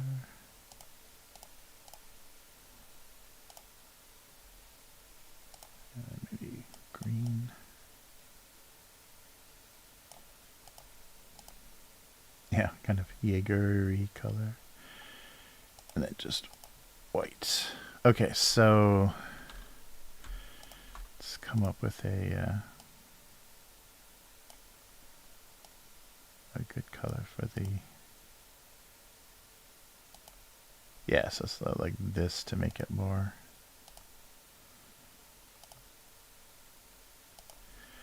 Crystally looking. And maybe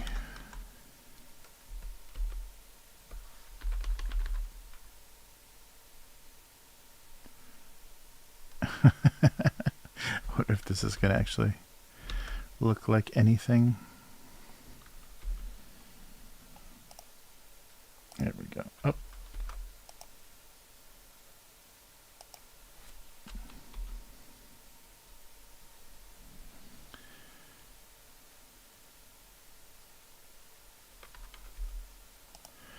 Wow.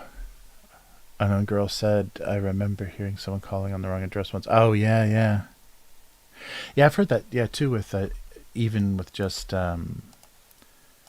simple police, you're just calling the actual police as people getting, them going to the wrong house and people getting shot because they have no idea what's going on, and maybe they don't react well to getting burst in on. And so they get shot for just reacting wrong. Yeah, it's just insane. I mean, I guess you want some sort of decent response, but at the same time, jeez. Should it be that that life-threatening to have the police called? Yeah, I've seen some really heartbreaking.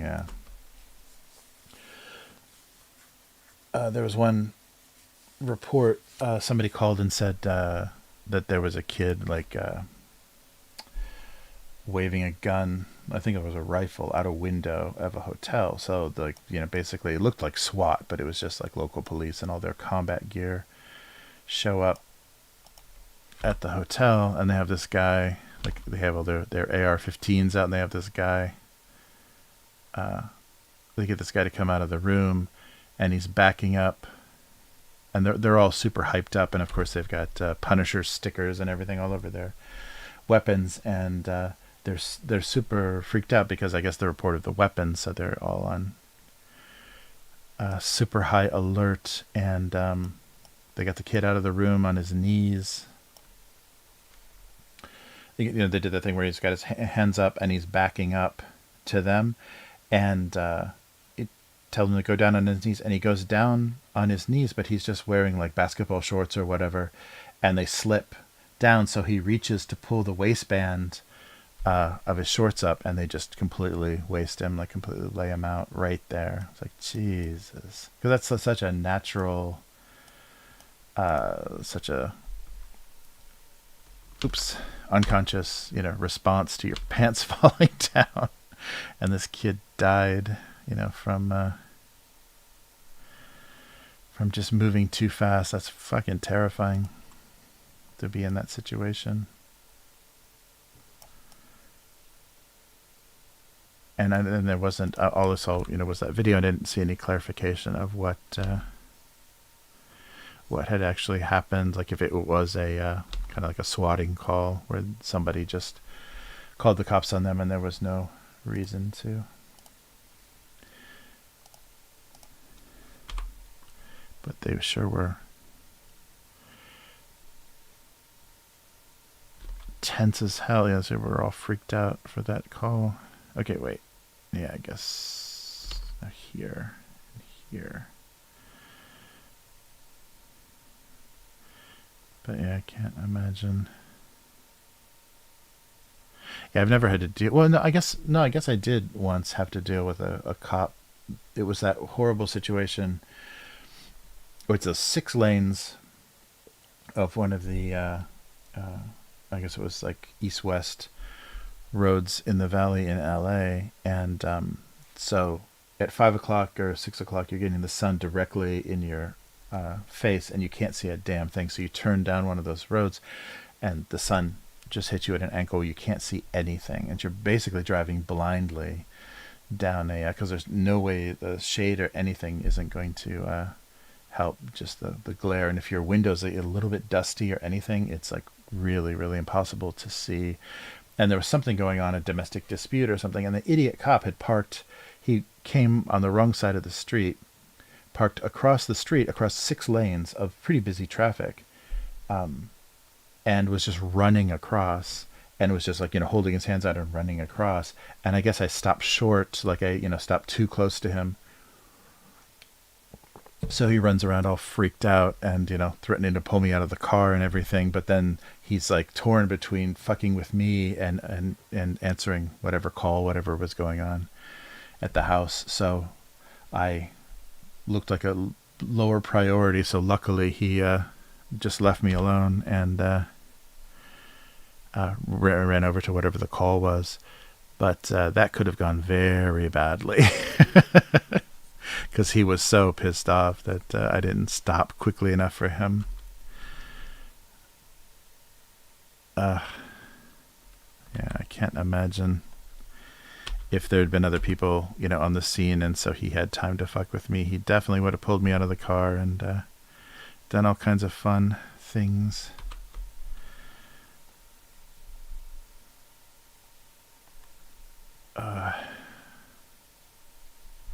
Yeah, I think that's it's very rare, like, because there's so few police in the LA area, because it's so far spread out, you rarely interact with them. But when you do, it's usually pretty bad. I remember having to get like a 20-minute scolding from a motorcycle cop for just a simple traffic violation. I just did a U-turn in a section, or in a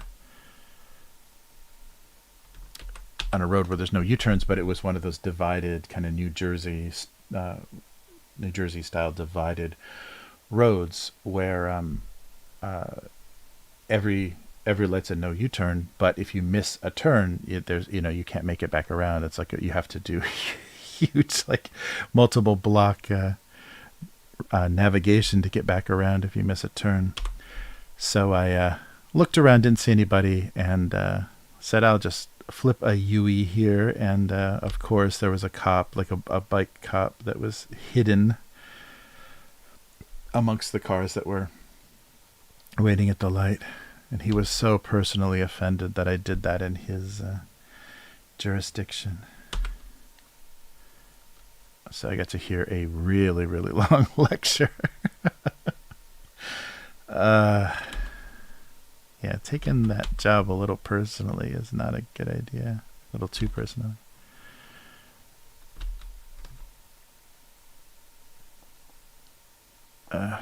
But it gets some of that, like when you're in unfamiliar places, some of that,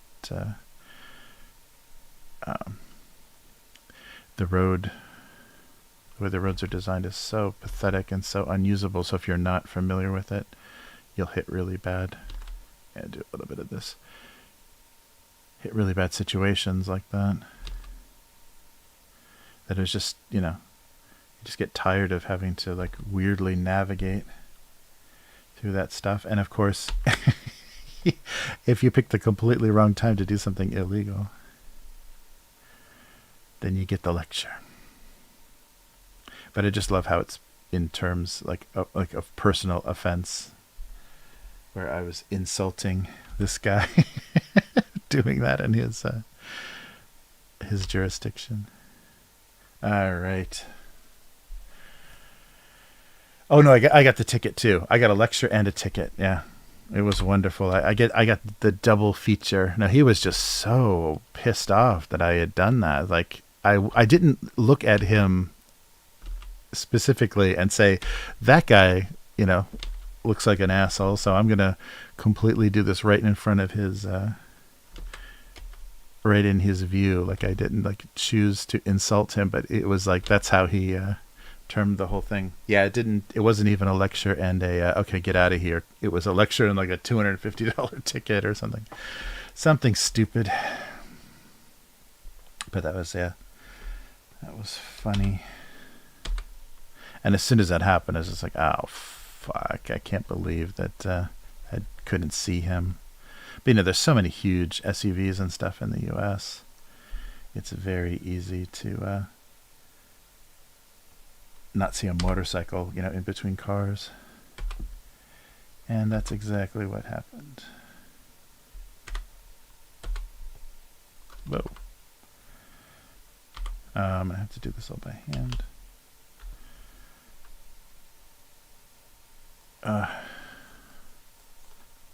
Yeah, I think only once I've ever been let go. I think I just have a very ticketable face. I think only once I've ever been just like let go with a warning.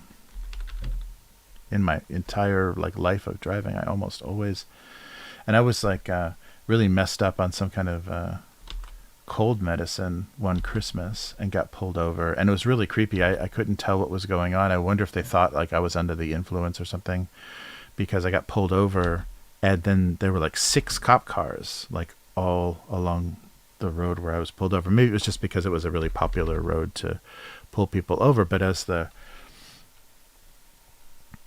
cop was talking to me, I just noticed all these cars started to appear. So I'm like, whoa, I wonder if they're thinking this is some sort of, situation where they needed backup. It was very strange, but nobody else got out of their car or showed up, but I just noticed all these cars started pulling up in that same area. So that was really scary. They may have misunderstood something, but I definitely was out of it. I was on some really strong cold medicine, so I might have looked under the influence, or not, somehow altered. Yeah, I wonder how that it didn't escalate. I ended up just getting a speeding ticket, but I wonder, because it was one of those like little main streets through a small town where the speed limit's like 20 miles an hour or something, and I was going 30, and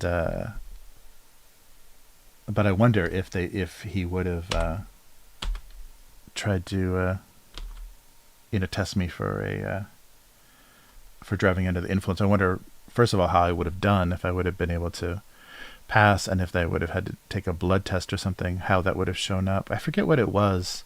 It was like NyQuil kind of stuff. I forget what it was, but I was really spacey. Mostly because I was sick, but also that skull looks pretty bad. I should suggest the eyes, or maybe just totally fill them in. Yeah, maybe that's better. They don't read very well. Spooky vodka. Yeah, I can't figure out a good way to make it look like if I do like something like this to try to make it look see-through, it's not going to work. We'll just do it like that. Crystal Skull vodka. Yeah, that's funny. But that was Pennsylvania, so no offense to anybody from Pennsylvania, but I hate Pennsylvania cops. They've got a lower speed limit than all of the neighboring states, and they've got way too many cops. It's a pretty big state too, so I'm surprised there's that many people, there's that many police available to just write speeding tickets. But I think that's one of their big sources of income. So I think I've been stopped in Pennsylvania more than any other place in the world. The eyes on the skull, I guess that looks fine. The eyes on the skull look pretty bizarre. All right. I can't believe I gotta write these now. What's this gonna be? Okay, well, this one won't be too bad. All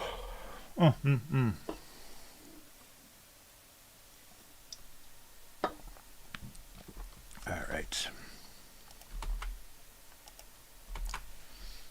Okay, well, let's take a look at some, if I can find the window,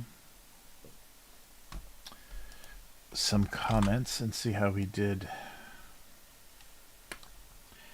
this week. Try to get the window size correct. Oh, it's not going to matter. It's not going to see it anyhow, because the window's going to be named a different name. All right, let's give this a shot. Yeah, I gotta every time,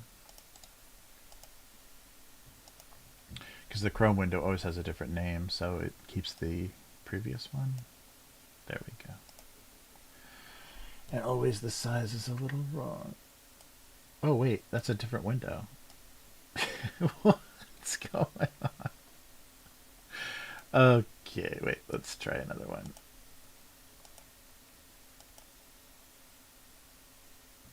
Is that the same? It's the same. Oh no, that's YouTube. Oh, I'm oh no, I'm looking at myself, looking at myself, looking at myself, looking at myself.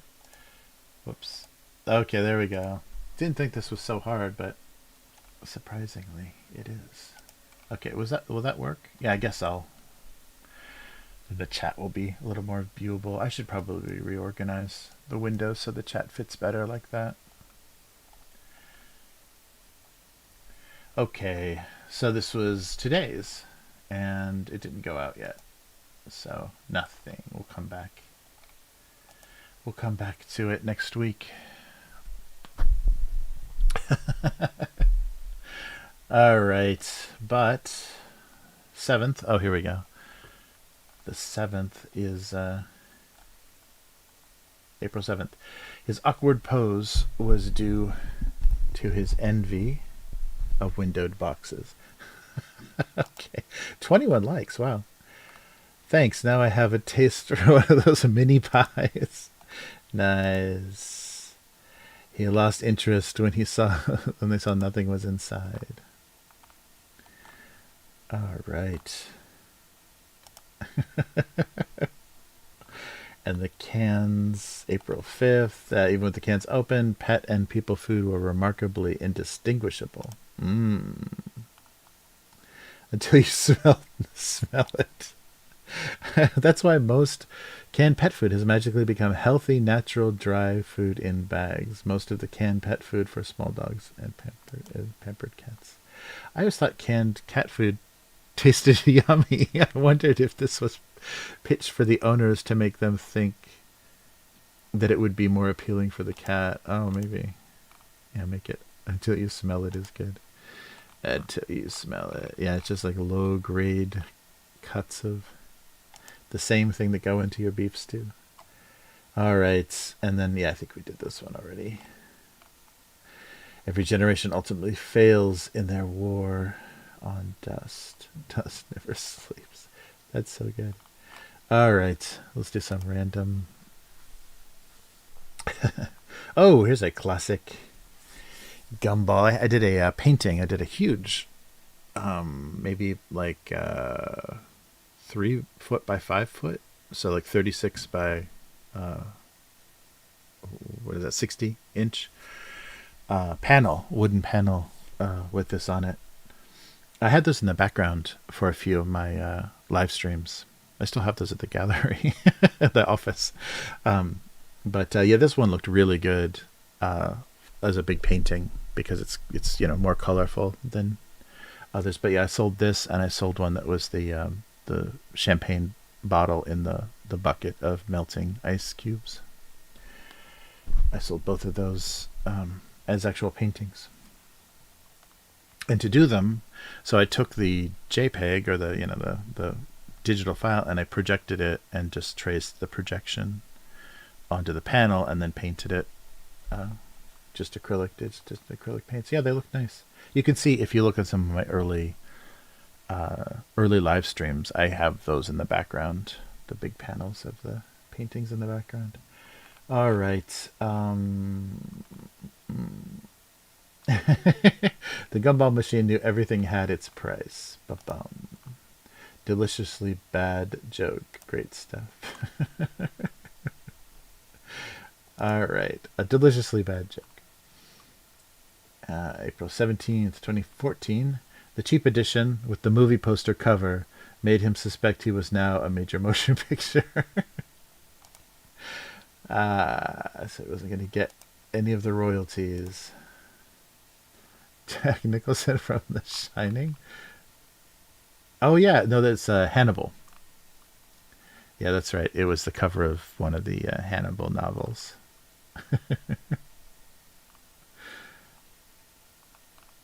Yes, and of course with the corresponding movie. Oh, I will respond. Am I logged in? Can I respond? Yeah.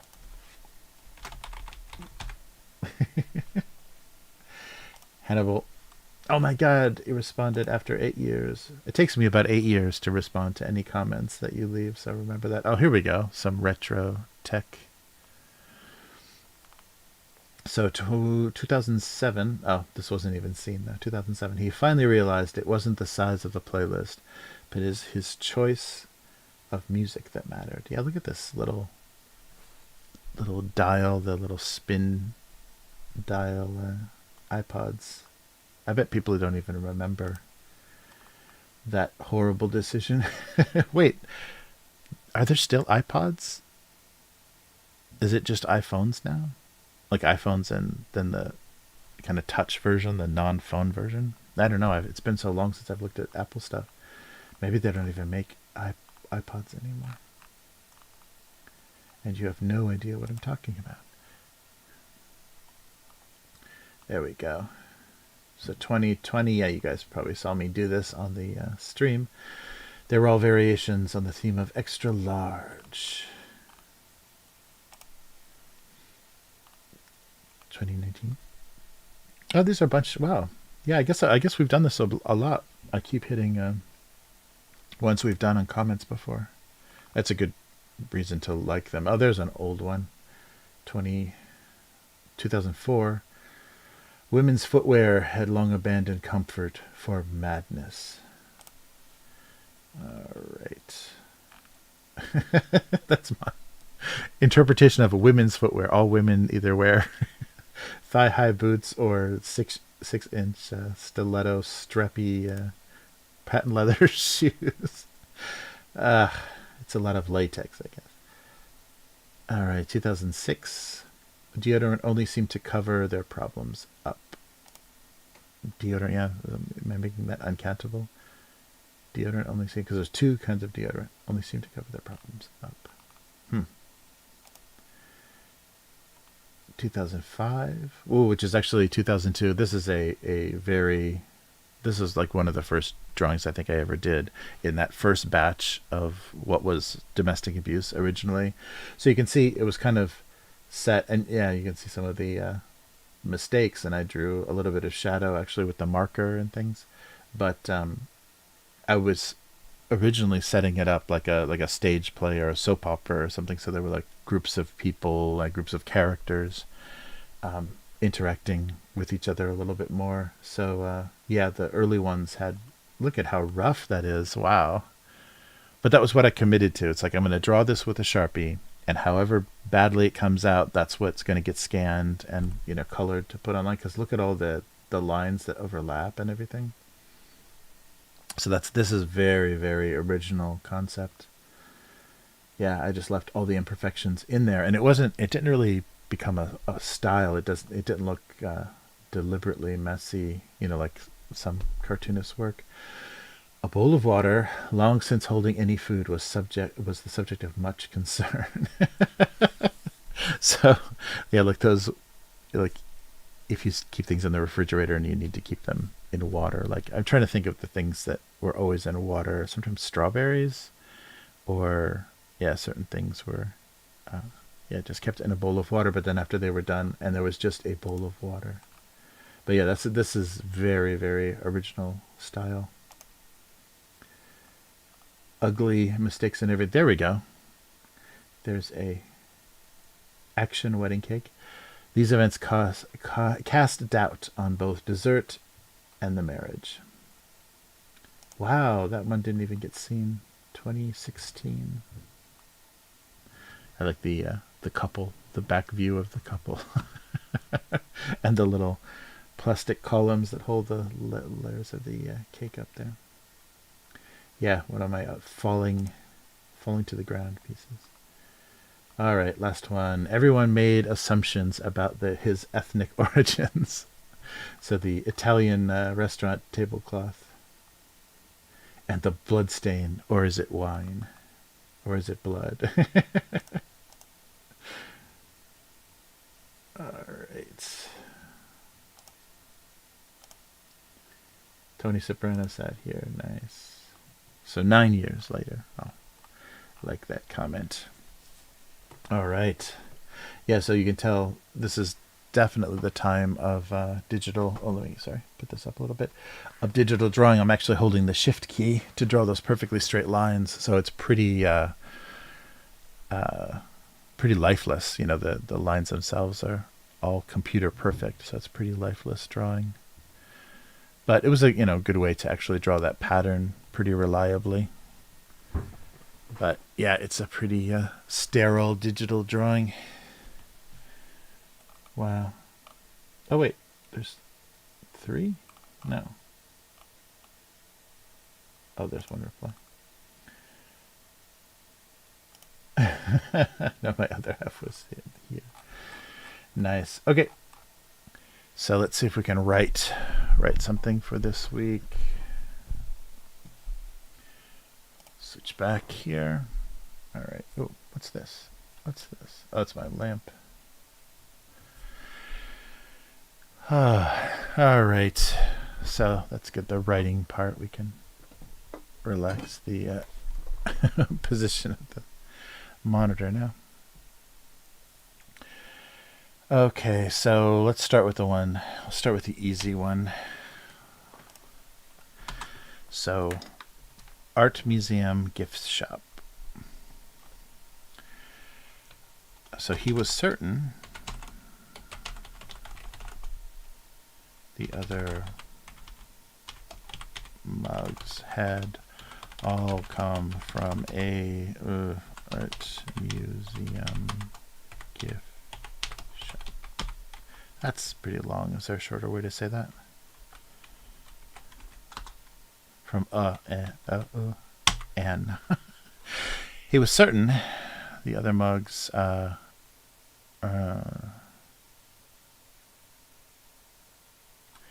maybe I don't need he was certain.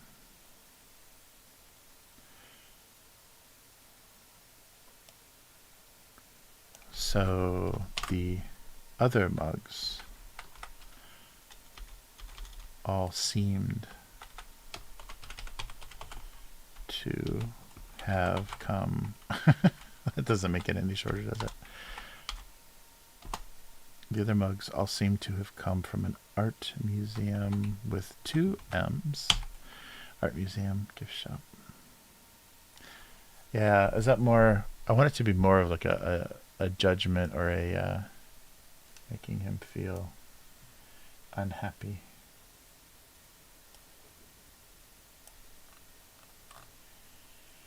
Let's see.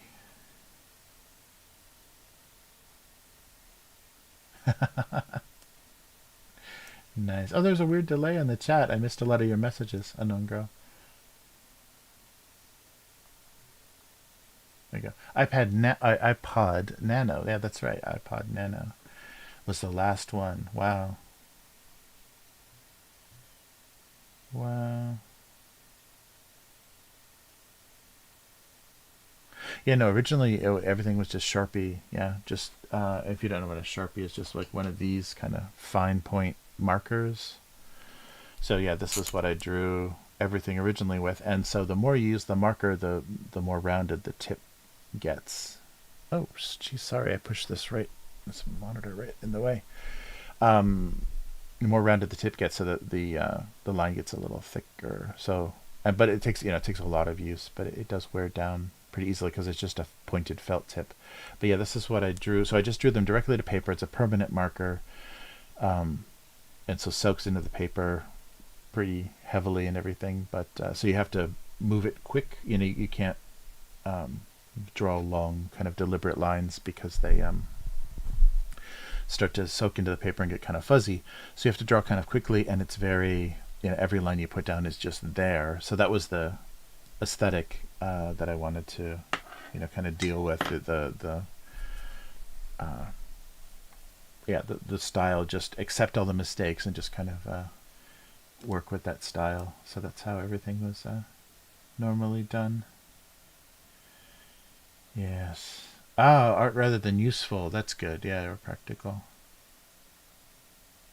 Yeah, there were some that I didn't redraw, but that I just threw away, because I would be drawing on just the, letter size paper, so like 8.5 by 11 paper, and so some things I would start and it would just go wrong, or I would make a mistake that was just too big to save.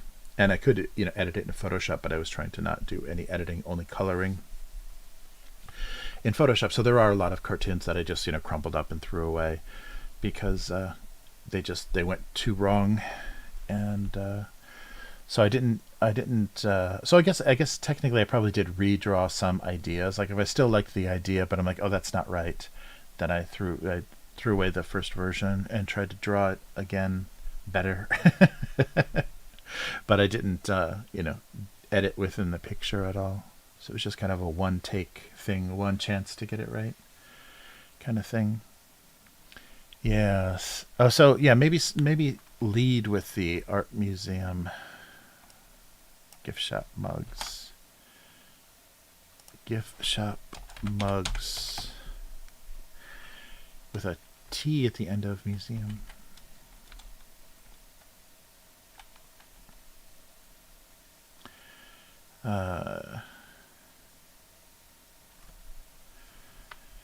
Style over substance, form over function.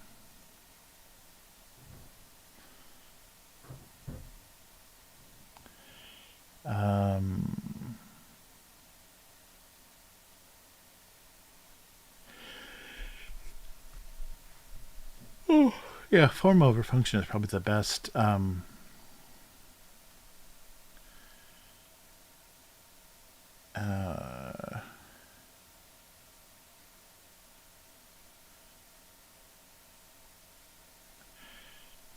Felt incredibly, form over function, felt incredibly, so practical, less useful. I think I should just look directly at the,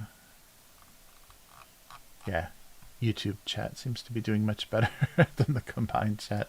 Let me just check Twitch really quick. Yeah, it's very frustrating that this isn't working. Or when the combined chat doesn't work, it's very annoying.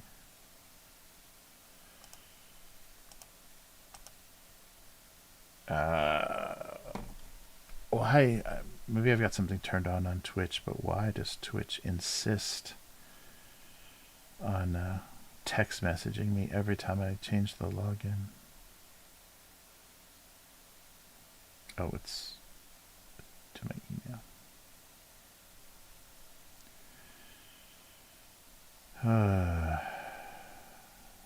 Sorry. Sorry. I'm confirming my login now. It's fun to do that on stream. Alright.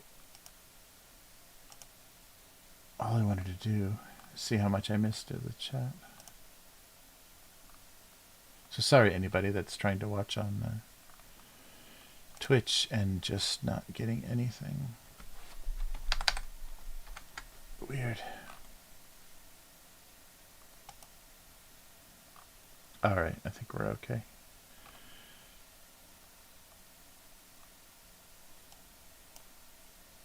Okay, I guess we're still live. I can't even tell. Nice. Yeah, Twitch doesn't seem to be doing particularly well. It's not showing me anything live. Huh.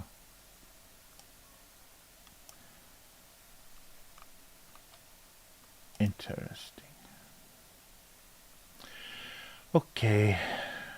Yeah, sorry. The combined chat is really terrible. I wonder what's happening. I think they just can't keep up with all the changes that are being made to the different platforms.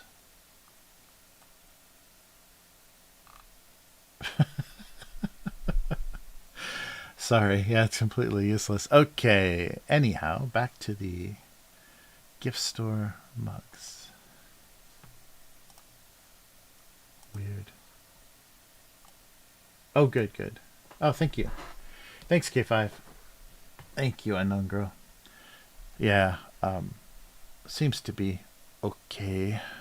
Yeah, I just had to get logged in. Okay, so art museum, gift shop mugs. So maybe some kind of twist on that like cliche expression. So we're freaky over function, we're frivolous over function.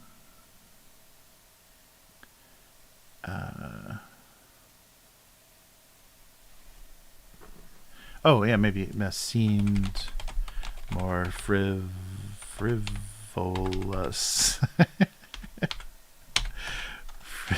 There's an OLOUS than function.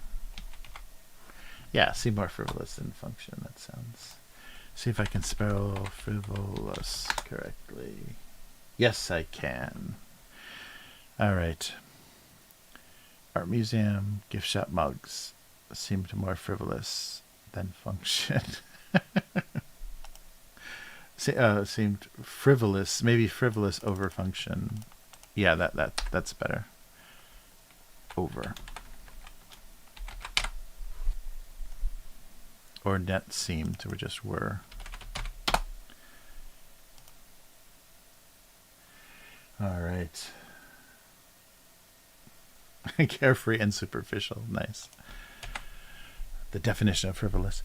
So art museum, gift shop mugs were frivolous over function. Are there even, that's going to date me too, because these are very 80s. That's like a very 80s aesthetic, is a modern art mug, coffee mug.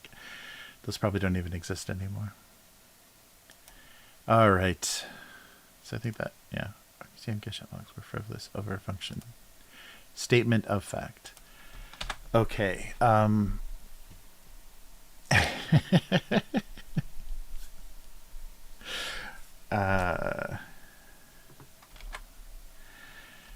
So alcohol in a skull shaped bottle was too on the nose, was saying the quiet part out loud.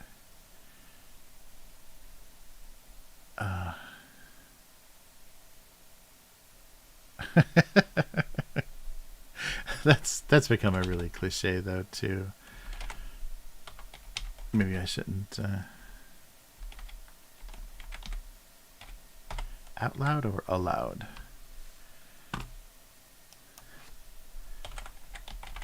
I don't know what, I don't even know what the cliche is.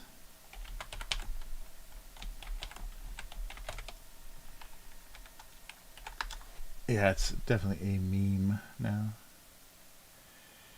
Saying the quiet part out loud.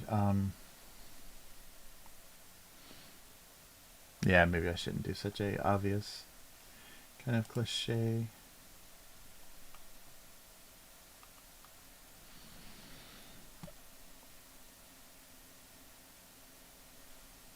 There's probably a better way or more fun way to say that. Oh, I like that. K5, that's really good. Art or not, coffee is coffee. That's good. Yeah, drink me, look like me. For this skull-shaped bottle. Alcohol in a skull-shaped bottle was too on the nose, was sorry. Not pulling any punches, was not shy about cause and effect.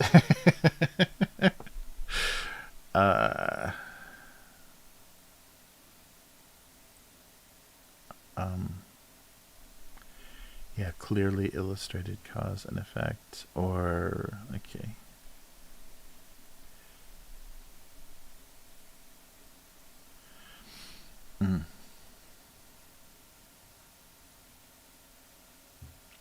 Said all you needed to know.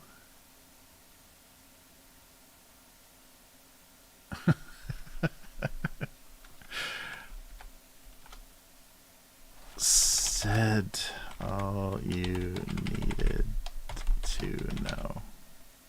did it say? What did it say? Something? I guess by its shape it said something. Alcohol in a skull-shaped bottle. So it's, yeah, both of these are, I'm just saying, first saying the thing I want you to notice in the cartoon. In a skull-shaped bottle. Oh, so maybe something, suggesting something by putting it in a bottle shaped like a skull.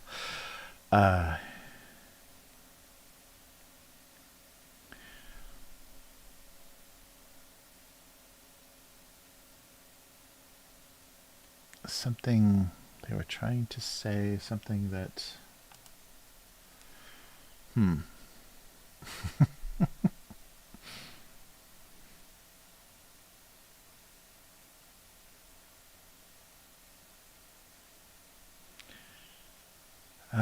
what? Something.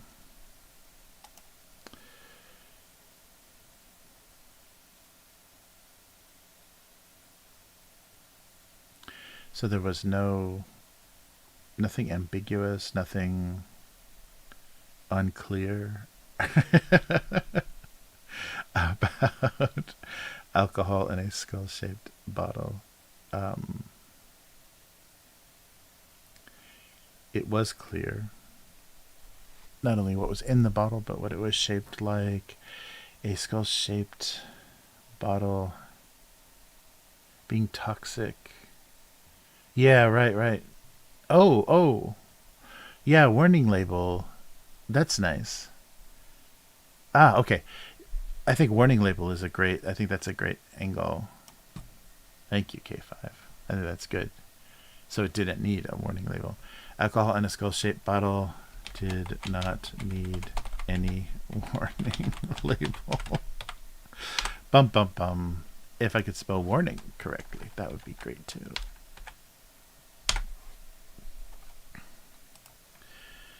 Oh yeah, so maybe I should actually put warning.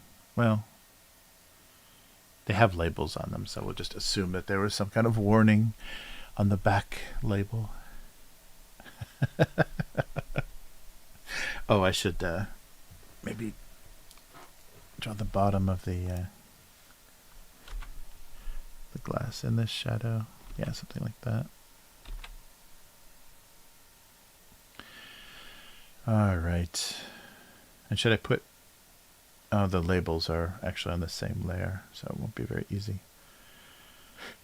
No, the bottles are more opaque than that. Alcohol in a skull-shaped bottle did not need any warning label. That works great. Yeah, good job, K5. That helps a lot. Yes, it is the most toxic. Or at least admits it. Art museum gift shop mugs were frivolous over function, and alcohol in a skull-shaped bottle did not need any warning label. Yeah, that works. I think we did it. And we are on the cusp of the final Mr. Donut simulation snack. Everyone should be thrilled we've completed the trilogy. All right, frivolous over function. Maybe he should be frowning. I'm not sure. Let's see how that looks. Yeah, I think frowning coffee mug is good. He's frustrated by his peer group. Alcohol in his skull-shaped bottle did not warning labels. Nice. Yeah, that went much easier than I suspected. I don't know why I thought it was going to be so hard. I guess I didn't have a huge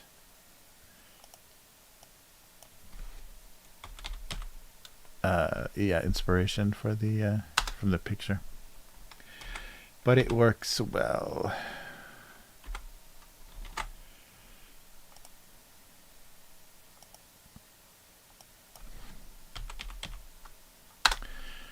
Nice. And then we'll open the skull. All right. Wow. Well, that was good. Okay, so let me just upload these, and then we will take a look at the last of the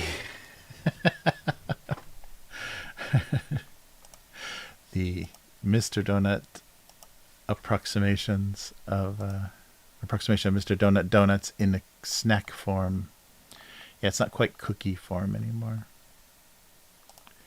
It's more just a snack. All right. Oof.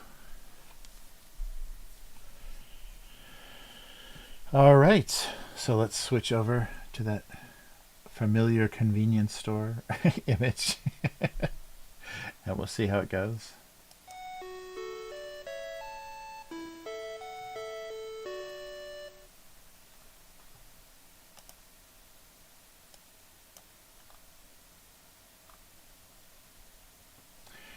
All right. Yeah, maybe K5, because I was streaming kind of late recently, so maybe you did miss the first few. So you have to go back or wait for the supercut. Wait for the Unknown Girls supercut of the snacks. All right, so I don't have any of the other containers. They're all finished. So we started out with the pondering choco ball. So the choco balls that were covered in like donut glaze, and they were kind of rice gummy. And the second one was a like a shortbread cookie that was simulating their angel cream filled donuts. So kind of like a jelly donut, like a sugared jelly donut with a cream inside, like whipped cream inside.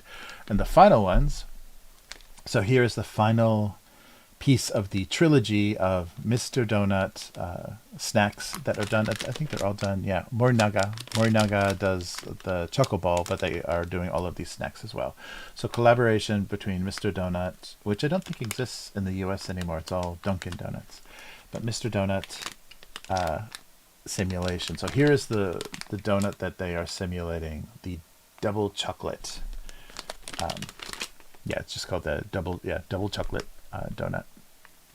So that's what they're attempting to taste like.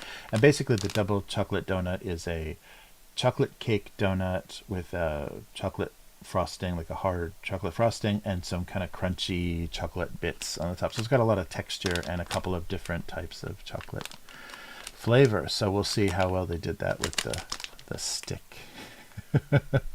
So this is it. Oh, and they even did a Mr. Donut logo in the little chocolate snack sticks there. Okay, so let's open these up and see how the third part of the trilogy, is it as disappointing as the Matrix trilogy or as the Star Wars sequel trilogy by the third part? Oh, okay. So they're very chocolate covered. There's not little crunchies or any kind of other texture. It's just a chocolate covered snack stick, and it looks like milk chocolate. It looks pretty light. Whereas, as you can see, the donut itself is a pretty dark chocolate. There's little Rice Krispies in there. Yeah, it's okay.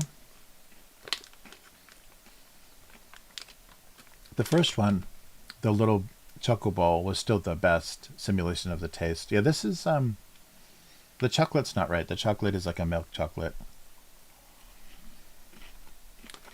coating a oh, that's a really short one. Coating a, I thought I was going to get the one to break in half for you. Yeah, so as you can see, it's just a little chocolate crispy thing, so like a Nestle Crunch bar almost. So it's kind of coated with chocolate. Yeah, there should be a little bit of different variation of the chocolate to kind of get across that taste. I guess the Rice Crispy in there is supposed to simulate the coating on the donut. It's a little bit crunchy, like the crumbs on it are a little crunchy. It's okay, very mediocre.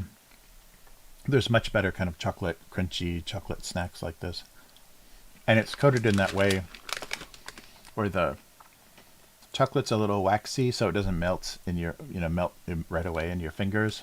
So that means the chocolate's not so good. It's a little lower quality, but it doesn't melt in your hands. It's not, I mean, by itself, it's not bad. They could have gone a lot closer, I think, if they would have made the inside of it like a darker chocolate and then coated it with a lighter, like a dark and a milk chocolate or something, to give you that little bit of variation. It's okay. It's very much the Force Awakens of donut simulation snacks. But this is definitely my favorite donut of the three that they did. So I was hoping that this was going to be really good. But looking at the form of the snack, the little chocolate stick of snack, I was suspecting it wasn't going to be very good. Unless these were actually like cake sticks with some kind of crunchiness on them. But they're just like a little chocolate crispy. Yeah, it's okay. The chocolate and the crispy, I can see what they were trying to do when making the, because those cake donuts are cooked, they have a little bit harder of a consistency than the raised donuts. So I can see what they were trying to kind of do with making this more dense of a snack, but it's okay. So we've done it. This is the third. The third in the line of the Pondering Angel Cream and now the double chocolate donut snacks. So an interesting collaboration. I think Mister Donut is so popular and so much more popular than any of the snacks would be. I don't know why you would need to promote the Mister Donut brand in a snack, in a convenience store or anything, because probably right next door to the convenience store is an actual Mister Donut. Yeah, but it is interesting. The Mister Donut is only sold in the shop itself. Like, they don't have any grocery store version or anything. So there's not any alternative places. Like, sometimes you can get Krispy Kreme donuts in a gas station or whatever. There'll be variations of those. But, yeah, not so much this. But, yeah. It was fun. It was fun to try all these and to see what they were attempting to do. It'd be fun to try to guess if there were enough of these, if there were more than 3. It would be fun to just have them out and have it like a donut menu and have these snacks out and say which one are they trying to recreate based on how these snacks look and taste. This one might be kind of hard because it's not that much like the actual donut, but not bad. I mean, Morinaga makes very okay snacks, so I wasn't expecting anything too amazing, but it was really fun. It was a fun collaboration. It was fun to see them try to make a flavor of a donut into something else, like some other kind of form, like a snack stick. The image is just for reference. It's not what there is no actual tiny little donut inside the bag, just in case you were wondering. But yeah, so okay, I still think the first one was the best. So it was the new hope of the of the trilogy. But yeah, so that was fun. So yeah, we did all 3 then, Mister Donut Morinaga collaboration. So yeah, I'll keep an eye out for some of those. Like, we've had that yakiniku restaurant that offered the chips that tasted like their their sauce. So we'll see what else there is as far as people trying to promote things through snacks. There must be a lot of companies opening to that kind of collaboration. That's pretty funny. How'd you like to promote your business as a potato chip? So yeah, that wasn't too bad. Fun to try. But yeah, if you're ever in Japan, definitely try Mister Donut. It's the only place to get a free refill on your coffee, and their donut flavors are pretty good. Kind of maybe a little more subdued than the original versions, like maybe less sweet, but there's some really good kind of classic donut flavors. They don't have a I'm trying to think. Maybe I just never ordered it. I'm trying to think if they have like a classic raised glazed donut. Maybe they do. But the Pont de Ring kind of serves that purpose as their glazed donut. But it's very, the texture of it is not like a raised donut. It's very kind of mochi mochi style. But I'm gonna have to look next time because they have the donuts, the filled donuts, like that look like jelly donuts that have either custard or the whipped cream in them. But I don't know if they have just a raised glazed donut. Oh, they do have a raised donut that is pink, has a strawberry frosting on it. But I'm not sure if they just have like a plain glazed. That's funny. That's very classic. Like there's some donut shops that's basically mostly all they have. And Krispy Kreme. That's their best donut easily. Is they're just original glazed. Oh, donut talk. Oh, sorry. So let's see. I'd still eat them though. Ooh, Kool-Aid cotton candy. That sounds good. Not good for your sleep schedule. Unknown Girl said, "Is there much of a price difference between them and the actual donuts?" Oh yeah. Oh, okay. That's a good point. The actual donuts are pretty expensive. They discount them a lot, and they're standard. Like the donuts they always make and always have, like their basic variety is a little bit cheaper. And then when they do kind of exclusive or more, limited edition or seasonal donuts or whatever, those can get pretty expensive. So you can pay almost $3 a donut for some of the very elaborate kind of creations. So I think it's about actually a donut and a bag of these snacks is pretty close to the same price. That's a good question, Unknown Girl. The an actual donut and this, and let's see, it's about 154 calories. So probably it's about the same amount of sugar and everything too. So interesting, yeah. So it's pretty close. One donut and one bag of snacks is pretty close to the same because the donuts are very expensive here. Because they're trying to encourage you probably not to eat a dozen at a time.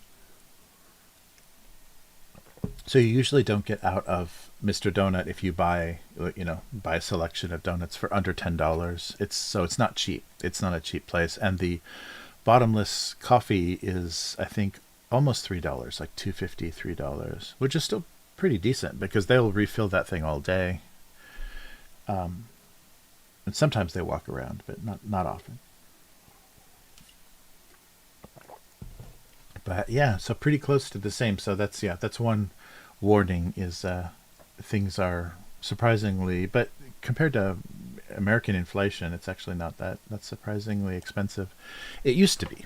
It used to be that there was a lot of sticker shock in Japan. I was like shocked at how expensive Starbucks was and how expensive a lot of places were. But after going back and forth between the U.S. prices just keep going up and up in the inflation.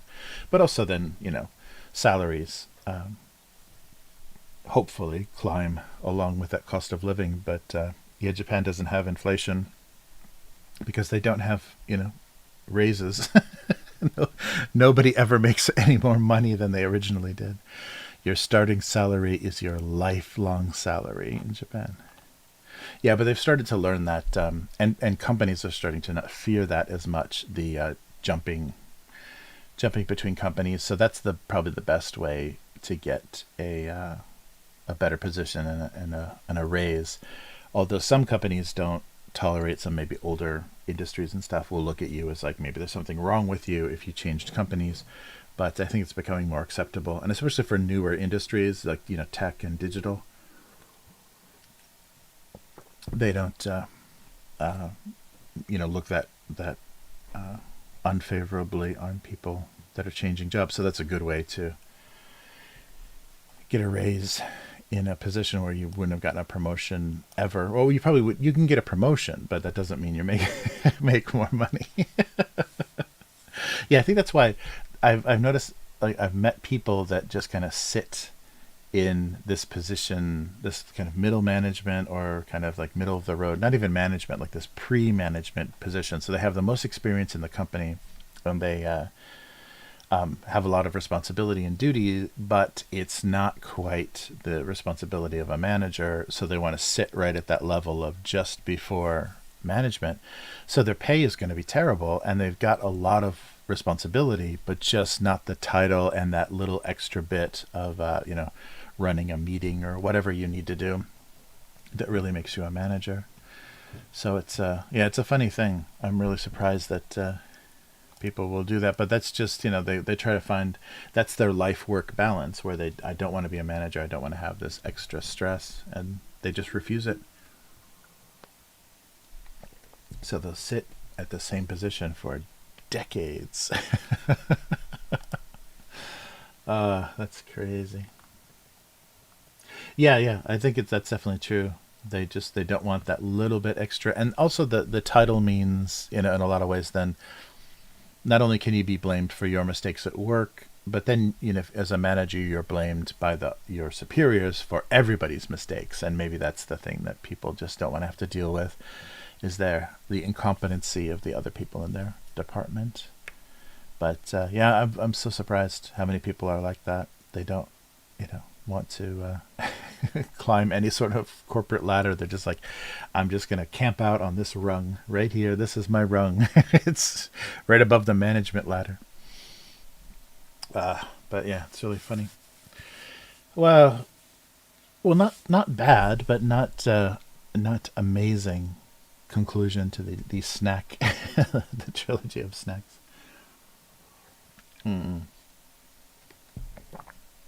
Yeah, I think you're right. Unknown Girl is just like, avoid that little bit of, extra responsibility that's just, makes it too much to deal with. Yeah, because it is, and I guess that's really the only control that a lot of, office workers in Japan can have over their life, is just say they can say when to stop. Yeah, but unfortunately, though, when people leave a job, or people take maternity leave or whatever, often there's not replacement, or there's not. So you just have the additional stress of taking someone else's job and splitting it into 3 or 4 pieces, and then dividing that work throughout the department. So that's a real common thing too. People end up getting overworked and overstressed just because the company or management won't hire replacements. They'll just, let's see how they do with this extra amount of work, because it's such a huge savings. I mean, that's how your books can look good for that year. Is if you have somebody quit, it's like, wow, that whole salary becomes profit now. All of those insurance costs and everything that we would have paid for, we don't have to pay for now. So it's like we made money. Yeah, so that's a very frustrating part. You can really slowly start to choke in a position. I had a little bit of that with a little bit of teaching that I did. I had a little bit of that because the law changed, and they wanted to start introducing English lessons into 5th and 6th grade, which is still elementary school here. So to travel to different schools and teach a bunch of additional classes, just because a law changed and they didn't have time to hire new teachers. They just like, okay, let's just use what we have and just spread you as thin as possible. So I literally would just like sleep through my lunch because I was so exhausted. There's that head on the desk napping in Japan that's acceptable. So I did a bunch of that. All right. Well, I think that's going to do it for this week. It's been fun and a little bit earlier than usual, so that was good. I got to see, catch a little bit of Matt and a little bit of North America. But yeah. Oh, I missed Trombita. Nice. All right. So everybody take care. And if this is your first time watching, check out abusecartoons.com is the website. And this stream is on both YouTube and Twitch, so whichever you prefer, and Facebook as well, if you actually prefer videos on Facebook. And on social media, Abuse Cartoons everywhere.